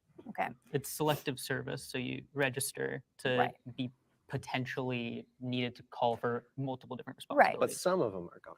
Right, right. Some so, of them, there was some so bad cases. the part actually. that I would disagree with would be putting women on the front lines. We are physically capable to do a lot. You know, there's different boundaries for women who go into the military, who have to do boot camp, than there are for men. We can work women as hard as they can, but they're not going to work as hard as men are. I actually got accepted into the Air Force, which would have been like very nice because I would have had a little desk job. But unfortunately, I was waiting for a job, so I went into Army. So I went through boot camp, and it was hell, and it really messed my back up even more than it already was. Our rationale. One thing that's funny, something that Abba preached, Abba from Abba preached, that's the tall one. The taller one. I don't know how tall he is. I know he's taller than the other one, but he said, because he was in the service, and he said people would tell him, "Hey, thank you for your service," and he was like, "No, fuck that, thank you. I didn't do shit," because he wasn't out there on the battlefield. I forget. He said he had a relatively cozy job, so he's like, he telling the person, "Thank you for your tax dollars and these benefits you're paying for," and all that stuff. That's an interesting dynamic when it comes to the service. We think everybody is going to be in infantry out on the battlefield. That's when we think about the draft. So from the framework of that conversation, absolutely not, women shouldn't be drafted. Now skills and our logical thinking is not conducive to be able to be on the front grounds, to be able to make, oh my gosh, if I step here, this is going to blow up. Can I, like, we just think too emotionally. And that's why when we talked about leadership, it's the same thing. Being in those positions where like split second decision could make or break, I don't think women have it in them to do that. And I don't think it's fair to men to be. I wouldn't, if I was a man, I wouldn't want to be next to a woman and want to be carried out if I needed to be, if my life was depending on it.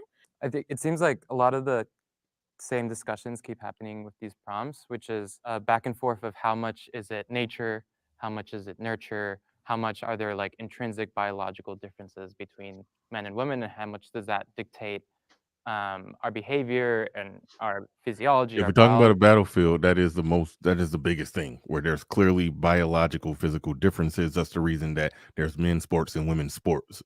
Same reason that women shouldn't be on the battlefield, but being somebody who's, on the list to be drafted to potentially be put on the battlefield, yeah, that certainly should come with privileges. But the running game and running gag of feminists is to ultimately get all the rights and privileges without the responsibilities that come with it. I don't even think I was paying attention. I haven't even fully heard from the person, or maybe I did and just wasn't paying attention. I haven't fully heard from the person who actually spoke. Who actually said they shouldn't be drafted, but also calls himself a male feminist. That is an interesting thing. I do want to hear what that person had to say. I don't know if they've actually, I can't even remember which one waited back. Want to see how or if that person actually justifies that position before I, that's that one. Okay. A lot of the draftees in Vietnam. Right. So front lines to the military who are not going to work as hard. I would Give me a second. able to be break. Which is like is sex I'm not coach. asking you. Oh, Okay, he haven't talked yet. I do want to hear what he talked. In terms of, let's say, Societal like programming on a versus- scale of 1 to 10, how high is your sex drive? Very high. I'm a sex coach. I'm not asking you I personally. thought you were. I'm a sex. So I wasn't asking you. Sorry. If you ask everyone. Bitch, quit advertising. Ain't nobody trying to know what. Anybody ask you nothing? On that, yeah. You'll see on average. She said she's a sex coach, and she said she coaches men. So she coaches men in sex. She's selling. It's better than 90% chance she's selling some box. Okay, anyway.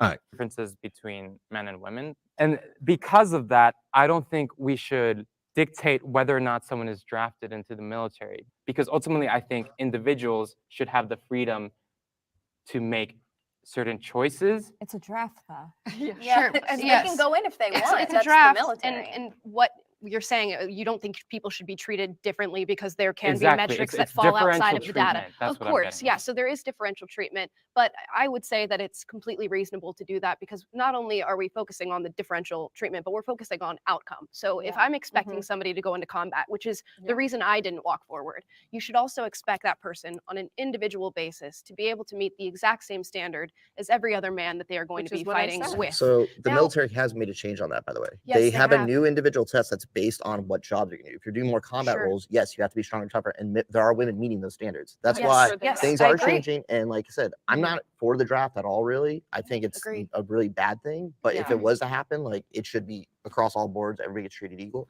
If I could choose Here we go. the possibility of women being drafted or not, I would choose that they're not. Well, I He's don't want saying my anyone. daughter to be drafted. I think if you draft, at least account for the differences, please. They let him off the hook. They didn't show him. If he says he's a male feminist, if you say you're a male feminist, then you have to believe that women are 100% equal to men. If you think they're 100% equal to men, then you should be okay with them being drafted. The mere fact that you don't want them to be drafted means that you know that they're not equal to men, which means you're the worst type of man because you're the worst type of feminist. You're the type of feminist that does not want equality. You just want more female power and benefit without responsibility, which means that you're a female supremacist advocating for male oppression. Like you're the worst type of male feminist. Go ahead, Dirty. What you got? I just wanted to give a I just want to say I agree with the ladies because I am a trans lesbian myself. Hold on, explain. Time out. Explain that one. I'm a trans lesbian, man. I have decided that I am a man that identifies as a lesbian woman. Okay. I know You that sounds decide- confusing to you, but it works on Facebook. That's why I don't go to Facebook jail anymore. I'm dead ass serious. All right. No,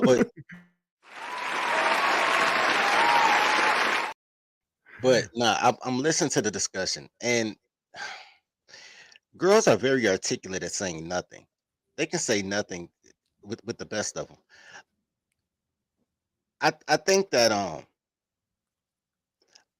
the guys are just here's a problem with feminism from the guy's perspective, the guys that want to be girls.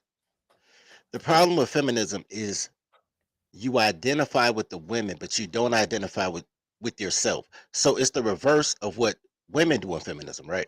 So in women in feminism, they get all of the accolades with none of the accountability and only half of the responsibility.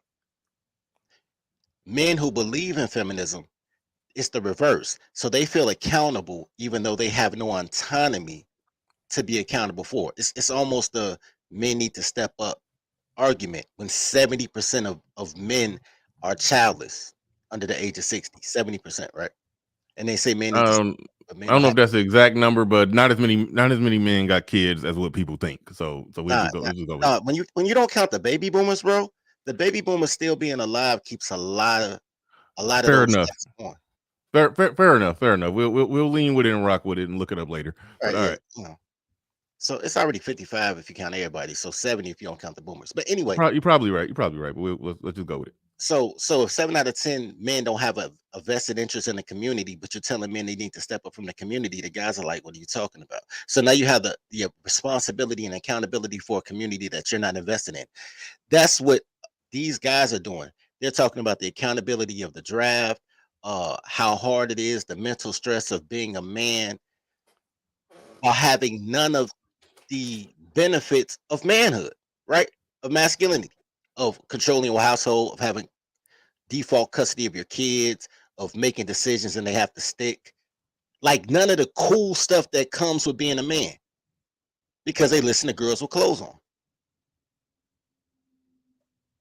Mm-hmm. Give me a second. Hold on. I was trying to doctor something up in the back. Okay, cool. All right. Yeah. It's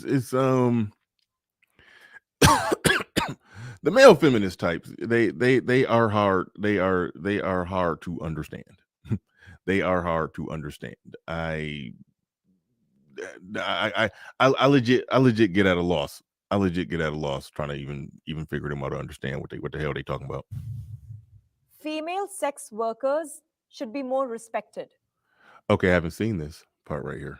Female sex workers should be more respected. I'm oddly enough pro prostitution, but I'm against pimping. Now, I did have somebody come up and explain to me the flaw in that logic. You probably got a different perspective on that. I think you got to decriminalize it. It's all on the internet anyway. It's on OnlyFans.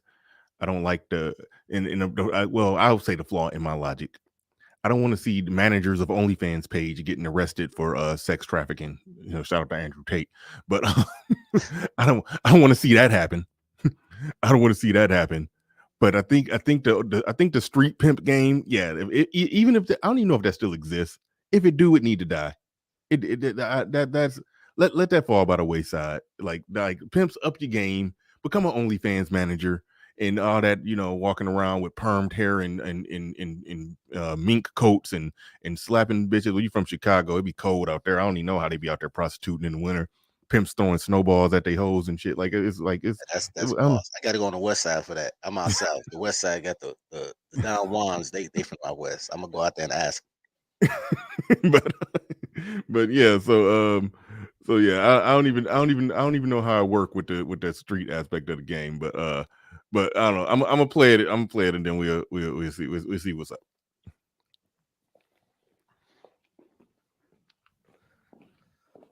I don't know a ton I might mess around and agree with the male feminist on this one. We gonna see. He way too about this swole to be a topic, male but feminist. What you say? He way too swole to be a male feminist. He feel like Brock Lesnar, man. Yeah. I do think I subscribe to the idea that legitimizing sex work reduces the safety risks associated with that profession. It's a very old profession. It's been around for a while. It's going to continue to be around. I don't, I think it's also, there's tools out there like OnlyFans that I think has put a lot of the power in the hands of the creators. A lot of people don't realize, like, nobody actively chooses to be in sex work. You're usually going to sex work because of social situations, and if it's a black market, most people ask why I joined the military. It's like, because I was poor. See, that's where they get on some goofy stuff. People normally go into that profession for social. What do you say? Social situations. Or hold on, let me make sure let me quote them directly. Hold on. Like, actively chooses to be in sex work. You're usually going to sex work because of social situations. Okay, you say nobody actively chooses to go into sex work. You normally do that for social situations. I totally disagree with that. But okay. Yeah. See, I knew me and them was going to probably arrive at the same conclusion that it should be decriminalized or shouldn't be, as frowned upon. But I knew we was going to arrive there for completely different reasons. But yeah, go ahead. Why you disagree? Go ahead and explain why you disagree with him. That people don't choose to be sex workers. The girl just came previously and say she's a sex coach. You saying she didn't choose that life? Yeah. It's like that's where they just get goofy. That's where they get what we call just blue pill, where they just don't think women make decisions to do things to their benefit that involves sex. Not only that, but women's only real value is nudity. So of course they benefit from sex. Everything else a woman can do with clothes on, men can do better. So their only benefit is to be naked. You got me trying to think of what can women do better with clothes on. None. Men are the best cooks.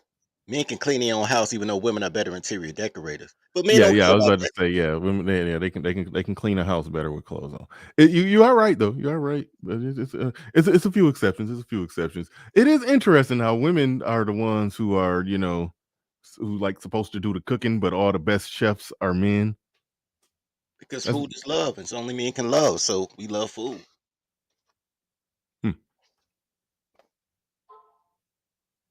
Oh wait, shoot! I muted it. My bad. There was no other fucking reason in sex work. You're usually going to sex work because of social situations, and if it's a black market, most people ask why I joined the military. It's like, because I was poor.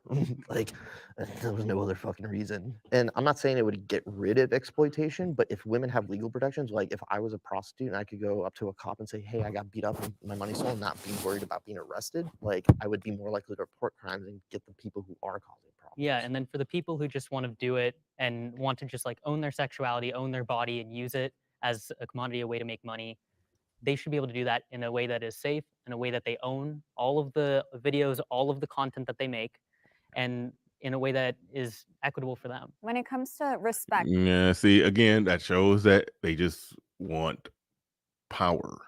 The way that they own all the stuff, all the videos, or they own everything that they make. Like, no, there are businesses that have built the infrastructure and put money into the infrastructure that they use to put their stuff out there. Just like I'm creating content right now on YouTube. YouTube has some say in my content because I'm using their platform. If they want to own absolutely everything outright 100%, they got to build their own platform and then do whatever they're doing on there. So it's like, no, don't exactly work like that. And there are men who there are men now if they had the business sense, they can get rid of men who manage OnlyFans pages. If the woman, but it's some women who do that. And I talked to somebody who, like, know people in the game, and it's legitimately some women who they, for whatever reason, they don't want to deal with or handle that end of it. They just want to do the freaky stuff they do and let somebody else handle all the posting, the editing, every other aspect of it, other than playing with yourself on the internet, or flashing your feet, or clapping your cheeks, or whatever you do on there to get money. That's the only thing they want to do, and they okay with somebody else managing every other aspect of it, and they just getting a cut that they find suitable. So it's like, and that's why I said the whole pimping game has graduated to that. Like, pimp's got to learn how to edit videos now. That's where we at. Here's the flip side of that. For different reasons, I'm going to agree with the male feminist. Mm-hmm. And I'll tell you why. Because girls intrinsically can't do anything right without male supervision. Women just take credit for all the assistance they get from men. So even if you have a phenomenal bottom chick, she still has a pimp. She's a great personnel manager, but she still has to go to HR. I want men to remove themselves so women can fail and sex can go down to 50 cents, about where it should be. Men helping women, which these guys are calling exploitation. Women walk around naked for free. Women hate clothes. The fact that a man convinced women to sell what she would do naturally. Women will twerk in the middle of the 285 in Atlanta during a traffic jam. They don't care about that. Men monetize women's toddlering. I want men to step back so women can go down to 50 cents. There's two definitions. Respect either can mean like politeness, like you wouldn't shut the door on somebody that's like walking behind you, like be respectful. The other respect is usually if you do something that in the workplace that garners approval, you've completed a goal. So when we talk about respect when it comes to sex workers, should we be polite to them? Probably. That would be a human thing to do. I don't have to, but yeah, I prefer OnlyFans over the traditional porn industry. Yeah, because you own it, and then it's women a lot got more protected. sex trafficked. But that agency is important to know that it's what you own, and to have that respect put onto you, that like this is your content you're putting out into the world. Yeah, now it's their copyrighted material. Before, when it was the old porn industry, they didn't have rights to those videos, and that's a huge thing. Like if I want to take my stuff down, you have to go to a court with a copyright case, and it just that's what happened with Mia Khalifa. That was her whole thing, and luckily now she has a very successful career doing like sports commentating and stuff. But unfortunately that's not the rule, that's the exception, where she's been able to be successful. But it's a role model. Right off the bat, you said Mia Khalifa went from being a porn star to being a sports commentator. That is something that we should be directing women towards. It shouldn't be, okay, well, you know, she's going to go do an OnlyFans or she's going to be in 50 porn videos to get paid. When we're encouraging women to go out of their way to sell their bodies on the internet because that's a means to an end, we're Pause it not for a second. doing Pause that it for the a second. right way. And I Okay, don't think my the bad. feminist Yeah, I movement. was doing something in the back. All right, go ahead. I just want to say this real quick. Everything that they're pushing women to do is dependent on men. First of all, I think you're dumb to pay for pictures when girls post pictures on IG. Like, that's not Yeah, sex work. That is getting paid for Instagram photos. But notwithstanding, everything women do is to monetize sex appeal from men. There is no reason for a woman to be on ESPN doing any type of commentary. They don't. They're not even invested in sports like that. They have female leagues, and you never see women support women in sports. So they don't care about sports. They're trying to monetize based on men's interest in whatever because they really don't do anything right. I, I know it sounds like I'm like, yeah, and I love toddlers in a natural toddler form, but these chicks are masculine vaginal men, and I think I'm just a better at being a man than a woman imitating me. Like, they don't know the nuance. It's almost like the Cam Newton thing that he got in trouble for, like, a girl asking me about routes. Like, I got the joke because, like, for real.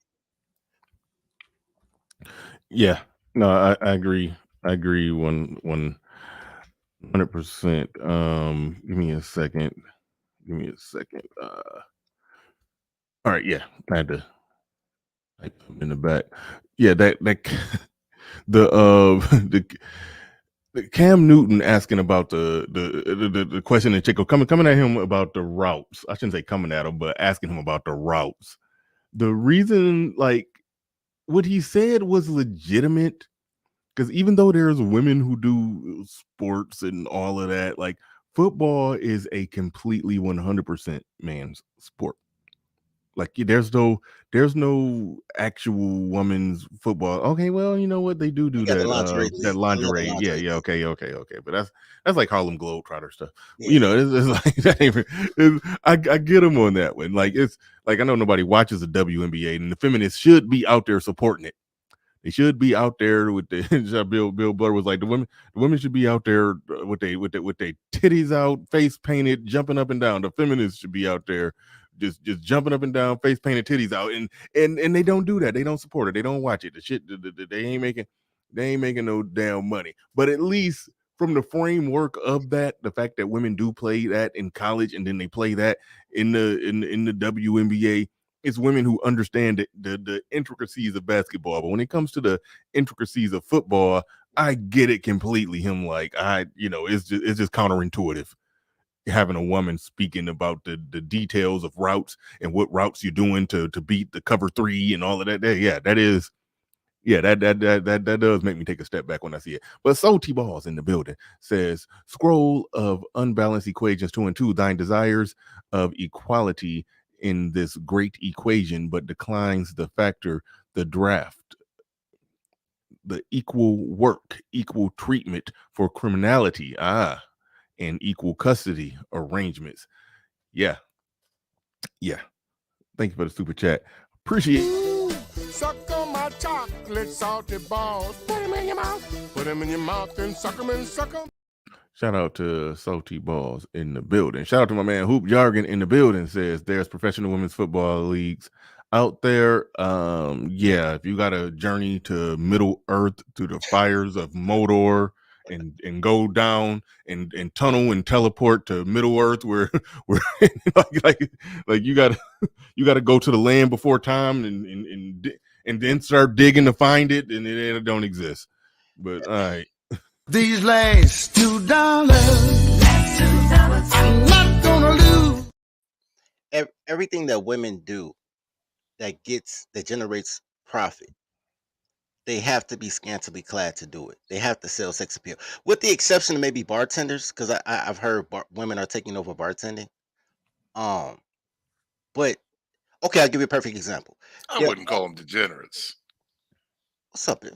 I give you an example. Football, right? Football and basketball. The WNBA doesn't do well because the girls wear too many clothes and they like girls. But there are football leagues, legitimate female football leagues, tag and tackle, Yes. Tickets are $8. The lingerie football league, when you have an opportunity to miss the tackle and pull off her panties and she run naked for a touchdown, $75 for the upper seats. Mm. Yep. I think the WNBA, especially for the attractive ones, I think they should play in even shorter, tighter shorts, and they should wear jerseys with like their belly out. Now the big, power forward stud ones, no, they can just wear standard uniforms.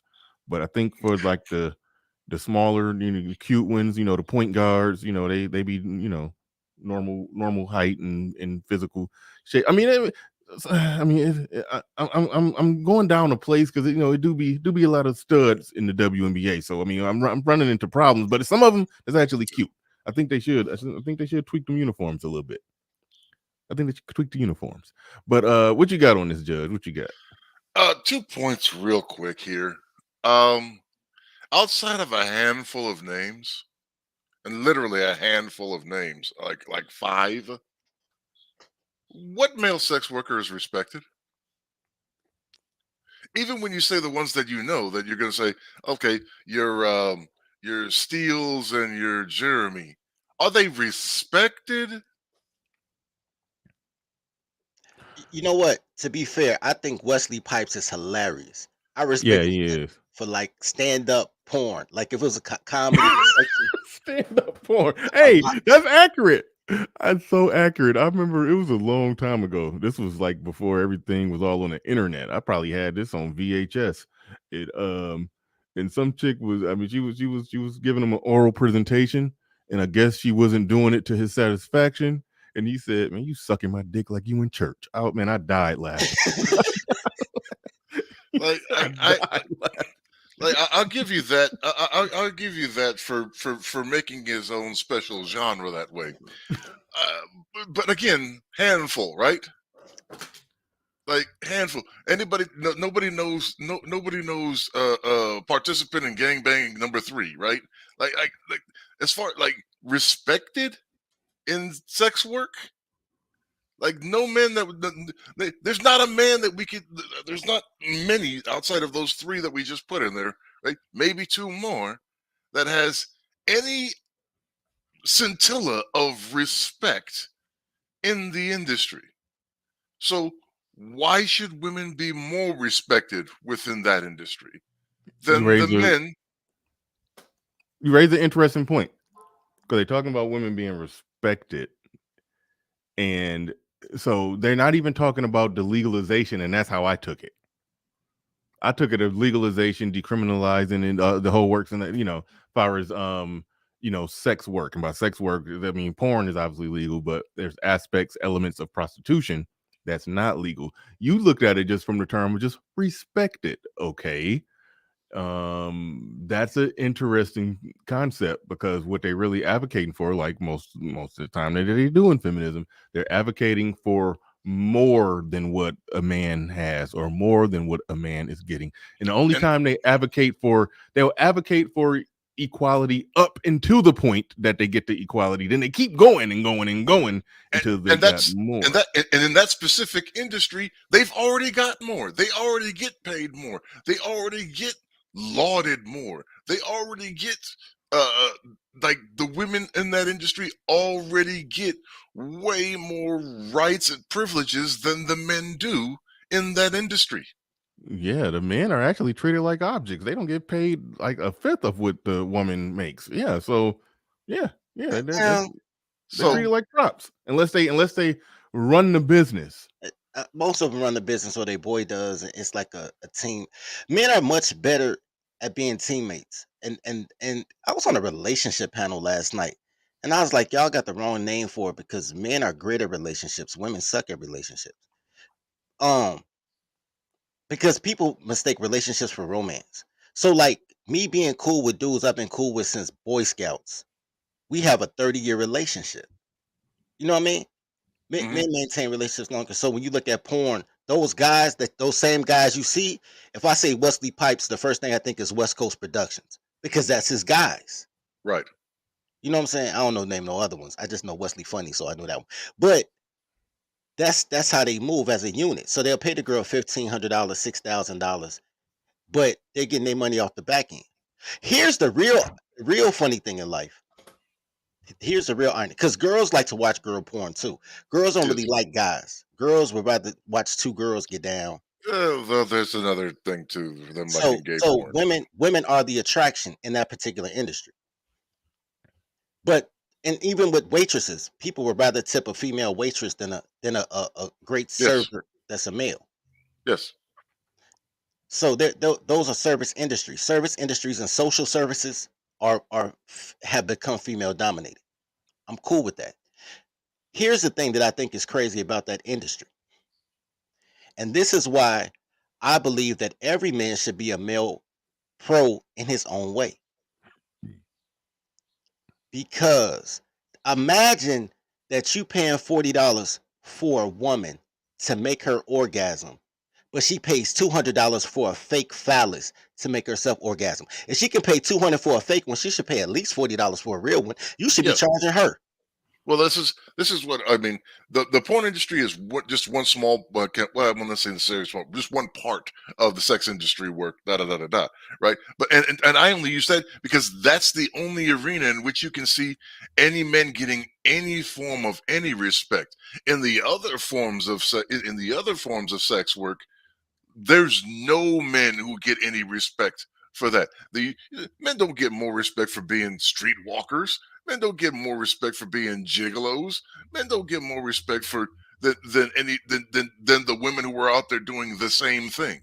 They don't get any more respect, and it's arguable. I don't know. I don't have any facts or data on this one specifically, or anecdotal evidence on this, that they don't get paid as well as what the other ones would get paid either.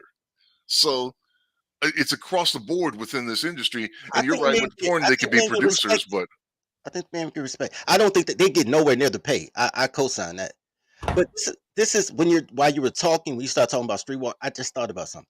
Not streetwalkers. I don't think that bottom tier anything gets respected. The nickel bag weed seller doesn't get respected. The Mm-hmm. straight man gets respected. even escorts, right? Even male escorts versus female escorts. Here's the flip side to that. When I speak to my mentees, or I speak to guys in general, and they want to learn about women, they don't say they want to go to a baby boomer. They don't say I want to ask my granddad about women. They say, man, Right. I want to get girl advice from a pimp. So in auspice of that, they do have some type of I don't want to say charm, but allure about them. Because of the three men who are supposed to control women, only the pimp stayed strong. Well, It's okay, supposed to be the Jennifer, I gotta father. push. I gotta push back on that to say this. Look, under against popular conception, right? Pimps do not convince women to hoe. Mm, If you're not going to be a hoe, nobody's going to convince you into being a hoe. no. Okay, here's the thing. Like it's more of an effect of he presents an opportunity and they. Okay, here's the flip side to that. Now, is there a modicum? I will say 12% of abusive situations that happen. Yes, but by and large, again, and the exhibit that I use for this is OnlyFans. Who forced all those women I to put agree. cameras in their bed and stick cucumbers in the veg? I agree. But let's use that as an example. Whether we're talking streetwalkers or OnlyFans, the man doesn't convince her to get naked because girls want to be naked at all times anyway. The guy convinces her to let him manage her because he knows that she don't know what she's doing, because girls don't know shit. They just do shit. Right. When you look at OnlyFans, most of the girls that do OnlyFans, like up to 90%, I think it was like 93%, are broke. They making less than $12 I'm a not month. saying what they're making. I'm saying what they're doing. I understand that. Her doing it and her making something from it are two different things. They get on trying to manage themselves thinking they're going to make something with that cucumber, but they don't make anything because they need male supervision. That's why you have the Andrew Tates that get the girls. Andrew Tate said the realest stuff. Yes. It's like, yo, if it was up to them, they'd never work. They'll work 2 days a month. He said, I Yes. have to stay on their neck to make sure they work 4 hours a day. Yes. Girls are intrinsically lazy. Most people are. And So that's when you, and that's why I'm trying to bring it to the point here. Sorry, dirty folks, I didn't mean to really go cut ahead. you. I did, but I didn't. What to bring it back that they started this off on a false premise. Okay, they started as usual with this. They started this off on a false premise. Well, women only do sex because it's the only thing available to them. Yeah, because every fast food worker aspired to only be a fast food worker. Every construction laborer aspired to only be a construction laborer. Every garbage person, water sanitation person, aspired to be a garbage person and a sanitation person. Oh. Like it wasn't it wasn't those weren't just the jobs of the opportunities that they had available to them. This was and again, I'll use Cam Soda, all the Cam sites. I'll use OnlyFans as a prime example of that. You chose because you chose to do this because you didn't want to do any of those other jobs, and you realized it might be easier to get money from men this way than to actually go work a fucking job. I agree with that. Here's a flip side though. Your when you said that they said that the women were forced, like no woman wants to, and you're pushing back on that. My pushback on that is they listen to girls with clothes on. They have men in general have this sugar and spice and everything nice perspective of women. I know they professional fight promoters. I know all death starts with a toddler, but most guys think that they're really like good people, like untrained, just out the box. They're good people, and it's so they think like women because they think that women have virtue. They believe that those girls wouldn't do anything that men would deem disrespectful to themselves unless a man convinced them to do so. Women have all autonomy to get naked. They love naked. Yes. But that's just the way that guys believe when they raise listening to girls with clothes on. Like a lot of the things I do is deprogramming dudes raised by that listen to women. That Tupac, I got my name from a woman and my game from I got my name from my dad. Even to the effect. Look, I'm gonna break some. I'm gonna break some hearts here. Apparently, for OnlyFans, you do like. I hope you all realize that better than a third of the OnlyFans people that are the women on OnlyFans are lesbian. You're like, you got like, there's nothing there for you. Like they just see it as a means to be able to glean money from men. Okay, here's the problem with that. I don't think there's a such thing as lesbians. Oh boy. Okay. Girl that said they're a lesbian come back 2 years later pregnant. All they do, they just bring chicks and spit on each other. That's just weird. I understand what you're saying. Yes. All right, but yeah, keep it 100. Definitely come on up. Definitely come on up. We was sort of talking about the industry. I don't know. I forgot. I don't know exactly how close you were to the industry that we was talking about. But you bare minimum worked adjacent to it, I think. But yeah, they started off with this victim narrative, and that's what problem. But no, I'm talking. Well, hold on, wait. I'm just I was making sure I keep it 100 understood that. Yeah, definitely come on up. Definitely come on up. But True Hype in the building. With the $5 super chat, he says the NFL has female coaches now on almost half the teams. I did not know that. I do know the NBA is dabbling around. Hell no. Okay, I haven't seen it. If NFL got female coaches in there, he said there is clean comic. I think it means there is a clean comic that blew up during the pandemic, posting his material on XXX sites. I have no idea what he's talking about right there. I don't either.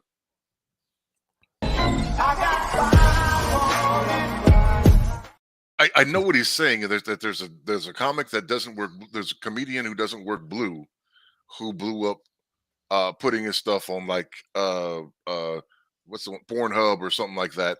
And he blew up apparently. But I don't know who it is. I didn't see it, so I don't know. Yeah, I don't know. I don't know how a comedian blows up putting this. Maybe he got that from when you guys were talking about Wesley Pipes and the comedic porn. Possibly. Wesley. Oh, a montage of Wesley Pipes greatest quotes. That would be funny. But all right. Yeah, I'm gonna roll a little more as we wait for Keep 100 to come up.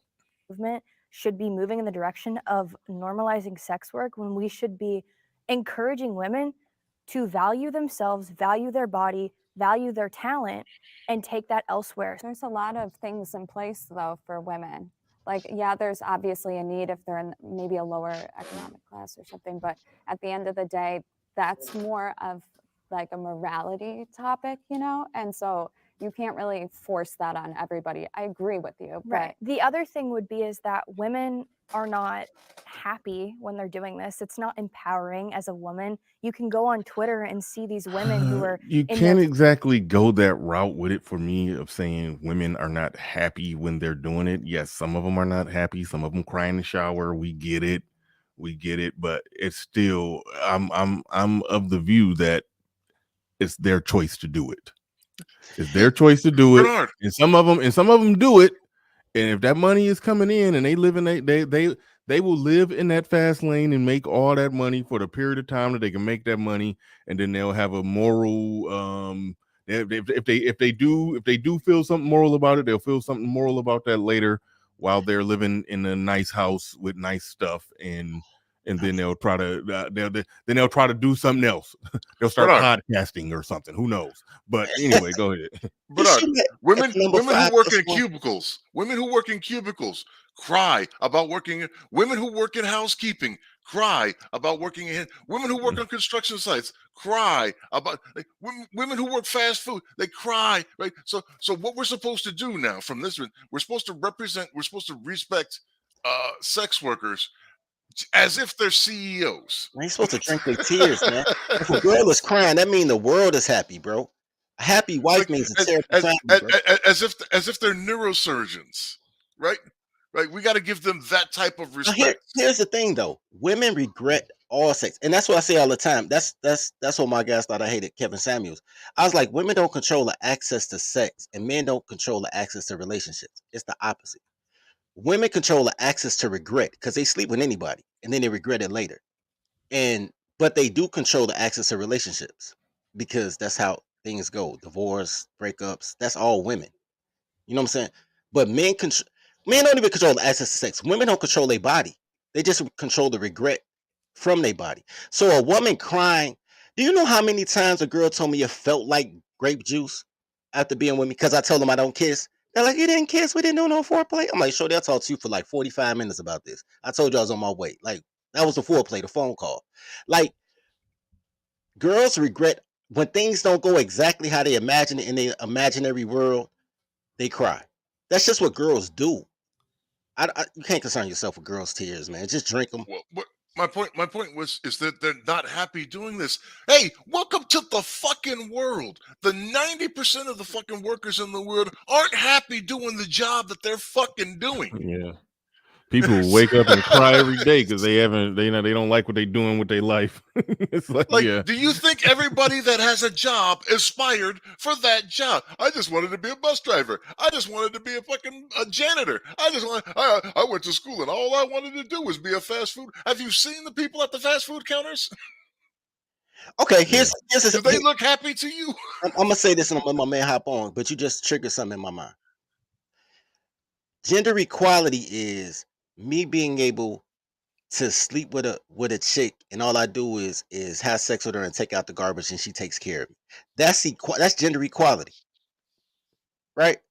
For every girl that says she wants to be a housewife, I should be able to be Jody. I should be able to drop her off in her car, not do nothing all day, play PlayStation. When she come home, be like, hey baby, when you gonna cook? Like me do nothing. Right. That would be gender equality, according to this conversation. But then they'll say I'm not in my masculine frame. You feel what I'm saying? Mm-hmm. Yeah. Yeah. All right. Keep it 100 in the building. Welcome aboard. We was talking about the industry, and I think you want to jump in on that. Talking about the sex work industry or something. I think that's what you wanted to jump in on. So go ahead. You got the flow. You got the mic. I mean, let me first say, I don't know how much noise is behind me. I'm actually in Brooklyn walking around. I just jumped off the bus, about to jump on the subway. So I'm going to be careful out there. Be careful out there on them subways. Yeah, it's not as bad as I know. movies. It just I know. I'm talking. Somebody was just killed. Was that New York or Brooklyn? I'm not sure. I heard about something, but I don't know all the details on it. Yeah. as far as the industry is concerned, not just the adult film industry, but all the other underground stuff y'all mentioned, man. I've been around that sort of stuff for 20 plus years. Like real deep into it. So, whether you talk about the pimp host stuff, the escort stuff, the porn stuff, all of that stuff, all of the guys' names that are mentioned, like I've been around this stuff for 20 plus years. The men run the industry, but a lot of it is under the influence of the women, right? The women definitely get paid more. You have to be, and I know I probably got some wind in my mic. I'm gonna try to cover it up, but It ain't that bad. It ain't that bad. So yeah, okay, do your best. Do your best, but it ain't that bad. right. So in order to be, one of these guys where you're getting paid this amount of money, that whatever, unless you're a producer, if you're a producer, you're producing your own stuff. You're getting the location, the shooter, the talent, and all this other stuff.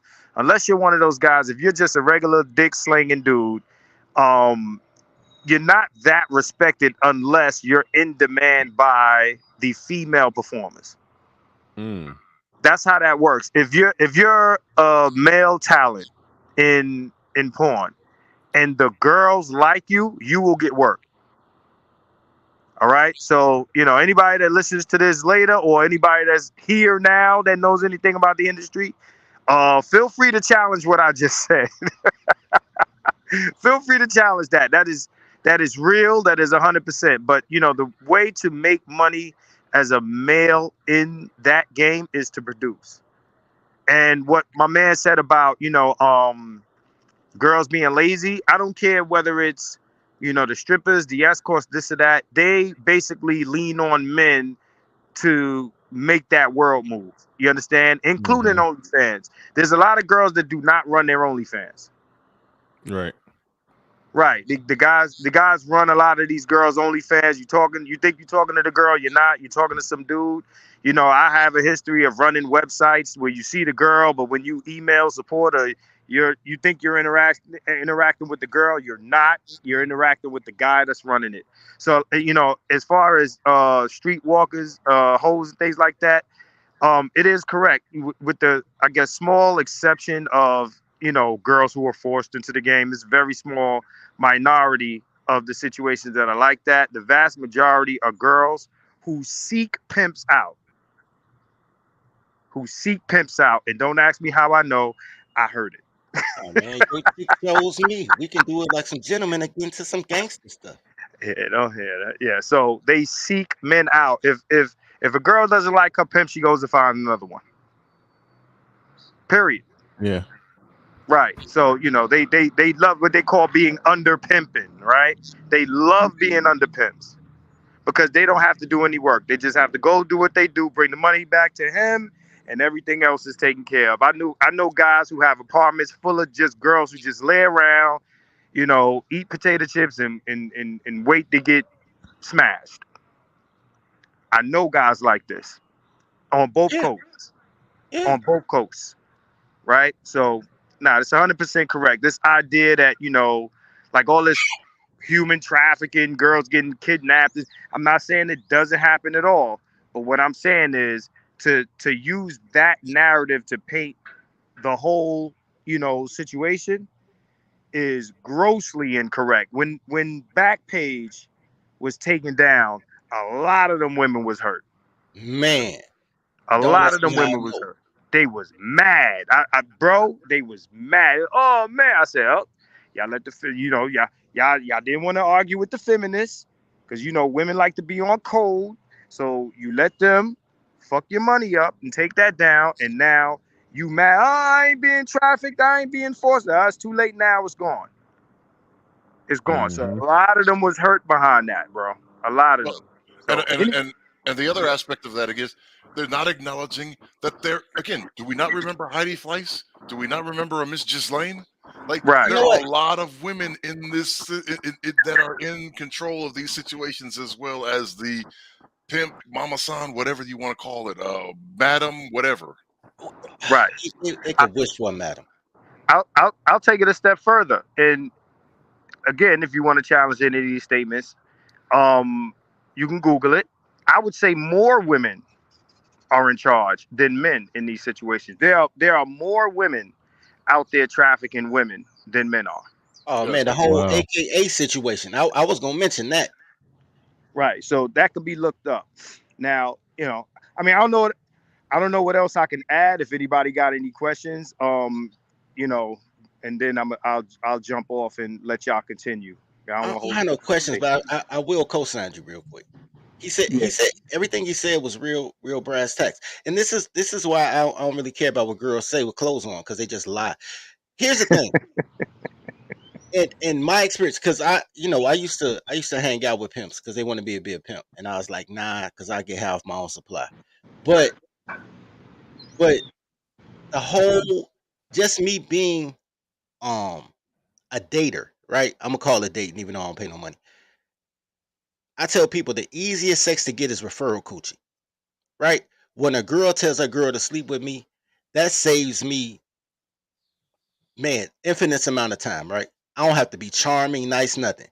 All I need a girl to be like, go ahead, sleep with him. He cool, girl. And I'm in. The girl just she about that life, because women will take any type of, women already have horrible decision making skills. I don't know why they say they had discernment. Everything they call discernment is hindsight. But women they want a reason to do the dumbest thing possible. So when a girl co-signs them to do some dumb stuff, they just go. So that's how the AKAs got in. The AKAs is like, yeah, you come through and woo woo, and you'll make money. And next thing you know, them girls hop in the back of that windowless white van, and they end up in another state. When you saying the AKAs got in, what you talking about? Man, the It was AKAs was running these black girls. All remember these the yeah. black men was getting punished for, like, man, black women coming up missing, body parts, all that. AKAs was snatching these little chicks from everywhere, putting them in that white van and taking them to Florida. It was a whole indictment, man. Like 6 chapters of the AKAs all around the country, bro. They was getting girls. I'm talking about girls at the college girls. No, off With the street girls. Like Okay, so AKA, it was AKAs getting girls off the streets and doing what with them? putting them in them houses and telling them to get that $40 off these men. Damn, Yeah, I you're didn't you're know nothing about that. you're conflating two different stories. Like, so there was a sorority that was involved in a black sorority that was involved in a prostitution sting bust for using the sorority girls.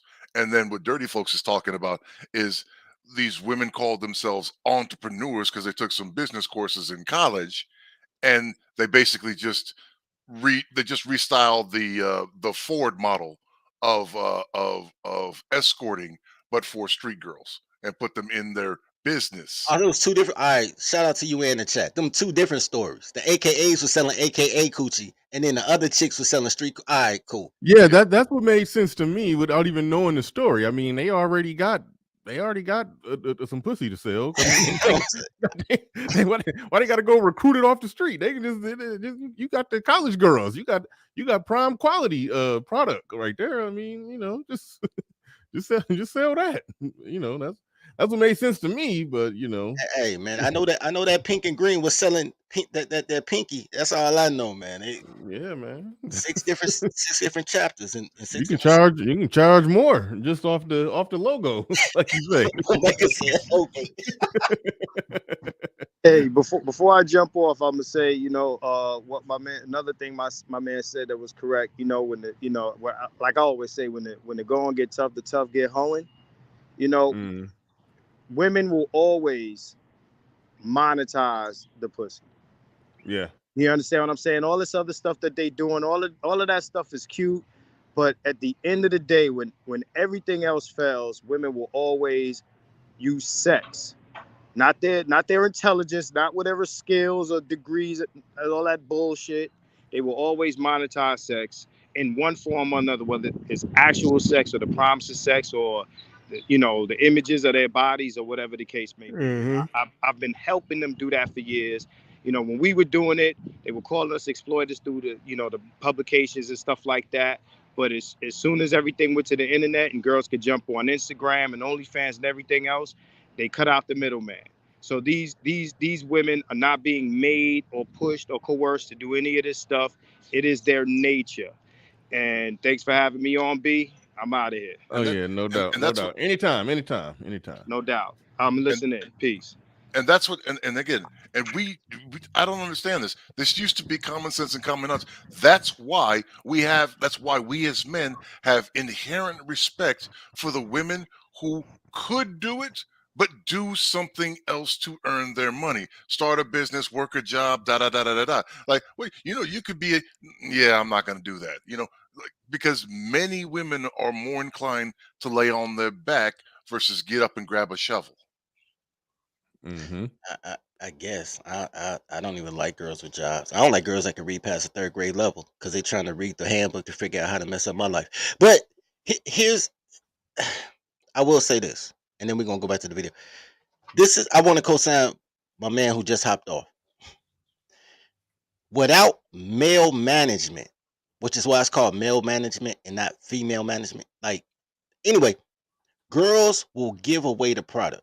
I have several stories in my life, a lot of toddler tales of men having to stop workers from giving me free sex because they're workers. You know what I'm saying? Like, I remember a time I slept with a stripper for $1 because I gave her $1 and then I gave her a $5 bill, but I kept putting a 5 in her G string and pulling it back out. So I recycled that $5 bill like 17 times, right? So she thought I gave her a lot of money, but it was the same $6.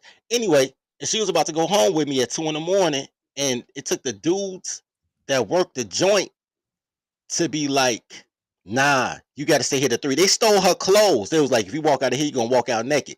We'll give your clothes back at 3 o'clock. And she begged me, would you stay for an hour? I was like, Shawty, I'll stay for an hour. I recycled that $5 a couple more times. And then, you know what I'm saying? 20, 40, 60, 80. That's exactly how it went. But I'm just picturing dirty folks in a strip club with a $5 bill on a string. no, other people was tipping that too. I put my $5 in the front and then pull a 5 off the back of a G string, and then I put that one in the front. I was recycling. And then she went and she bought me IHOP, and then we did the nasty, and I dropped off at the crib. So for $6. But the money she made that night from the other gentleman is because those guys wouldn't let her go home. You know what I'm saying? It's also girls that were streetwalkers that I stole it because she ain't had no pimp. She was like, you gonna give me $20? I was like, yeah, after we done. And then after we done, I was like, I gotta go to the bathroom and then I'm out. Yeah. Be careful saying you stole it. That's it's That's still in it. services though. That's not It's great. still in it. Wait, no. I know it's still in it in the sense that you were supposed to pay for it and you didn't, and then it's still in it in the Charleston White kind of way. But anyway, It's in the Charleston White. You gotta be careful with saying you stole it. Oh no. I just didn't pay for it. I shoplifted. Yeah, there you go. Oh shit. That's funny. That is funny. All right, I was about through with this clip. I roll a little more. We probably about to wrap this thing on. Appreciate everybody in the building. Let's play a little bit more. 30s with an OnlyFans link in their bio, but with no kids, no husband, no specific thing to actually care about. It's all about materialistic things. These are the same women that you're seeing tweeting about how sad they are. They're tweeting about how it's not generalized. It's the majority of those women. They are on antidepressants. I'd like to speak because I've actually been in the industry. So I was trafficked for a decade. You voluntarily stole pussy for a decade. Okay, now let's keep in mind. Okay, we gotta look this chick up, and I don't even like to be digging people up and looking them up, but she said she coaches men. I think she said she's a sex coach. She coaches men. She talks. It sounds like she was like a male, like a dating coach for men. Like, I really want to did anybody know her name? Anybody know her name? Because like, if this is one of them online dating coaches for men who used to sell pussy, but now it's like, ooh, it's like you just figured out a different way to get money up. I think her name is Hindi Big Titties Patel. Are you serious? No. Okay. I mean, yeah. You know, hey, it was accurate, but all right. All right. This is she's an interesting case. I'll just say that. It's not generalized. It's the majority of those women. They are on antidepressants. I'd like to speak because I've Yeah. actually been in the industry. So I was trafficked for a decade. You hit the nail. That's okay. You hit the nail on the head. I came from a very poor socioeconomic background. I was a product of the state. And so I speak from experience when I say it's not empowering, it's not glorifying, it's not owning your body. None of that stuff is true. No little girl when they're 4 or 5 says, I want to grow up and be a hooker. OnlyFans is the biggest pimp of them all. They're still taking 20%, and your content still gets leaked a lot. I agree. I'm not in favor of any kind of exploitation. I also am She's my uncomfortable hero. by the idea of like women I know, if they were in that industry, like I admit, like it makes me feel uncomfortable. My That's gut his instinct. So you have a daughter. I'm going to be having a daughter in 4 months. Let's just So, go back to the daughter. so okay. well, I mean, it's a good question because It's you're great. you're raising a human being for the future of Wait, society pause, that we're pause, going pause, to all. pause. Go ahead. Wait, real quick. I mean, old girl with the dot on her head, my hero. But this is a girl that turned to a guy, right? Not this Not one, I him. don't think. Not that one. I think it's the blonde one. Yeah, it's the other one. So is that a girl? No, that's a dude. That's still a dude identifying as a dude who. Okay. All right. He's just a male feminist. Yeah. Because I keep hearing, I got a daughter, and I'm like, yo, did they get a sex change? Like, all right. I was confused. All right.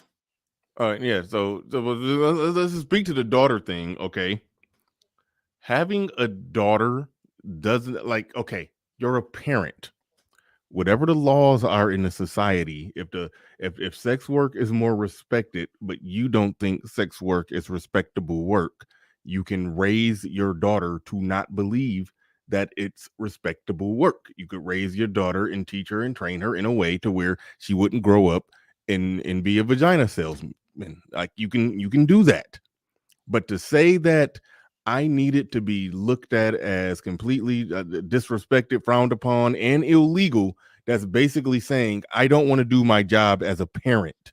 So I need society to make this thing illegal so that I don't have the burden of raising my daughter to make the right decision to not do this thing that her daddy is teaching her or telling her that is bad.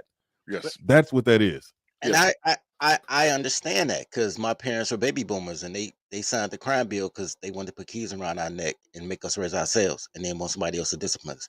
All right, here's the thing.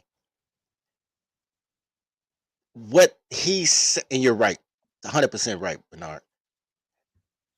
But it's a female talking point. Like women are like, I'm a mother. Like you're still a horrible human being. Just because you had unprotected sex doesn't make you a good person. Magic. They're like, I'm a mother. He's using the I'm a mother defense. And it's That's why I thought it was a girl that turned to a boy, because it sounded like a girl. No, it's a weird conversation because it's male feminist versus female anti-feminist. So it's a weird conversation in and of itself. And I'm a It's trans weird- lesbian, and I didn't catch that. So, I must be a brat type lesbian. I'm like the male lesbian. I'm a butch. Conservative says vagina sales are down 3/4 in a row. See, I didn't exactly know that. I don't know. Vagina sales been down for the last 16 years, my G. Yeah, see, I don't keep up with the quarterly reports on that. But Sex is gonna be after the pandemic. Pandemic pricing was $20. I'm giving it 4 years of girls managing their own vagina. For a And while, to for crack a sales while, prices. 4 dozen eggs. Yeah, we're gonna be back to crack prices, bro. $5 an hour. 4 years a girl managing her own body. We're gonna be back to 1992 crack prices. Well, all right. We about to wrap this thing on up. Shout out to all the patrons. Like I said, new Patreon content, 2 Patreon uploads will be uploaded today. I'm about to get on them right when I get off of here. And shout out to everybody in the building. Shout out to everybody who support the stream. Appreciate each and every one of you. Appreciate each and every one of you. It will be a night show. Well, tomorrow we had a regular morning show and a night show on Friday. Make sure you tune in for that. Make sure you tune in to that. But shout out to the Patreon. Shout out to everybody in the building. Shout out to Keep It 100. Shout out to Judge Dirty Folks. Thank y'all for coming up on the panel. Appreciate each and everybody in the building. And with that said, ladies and gentlemen, we are out of here. Peace. We gone.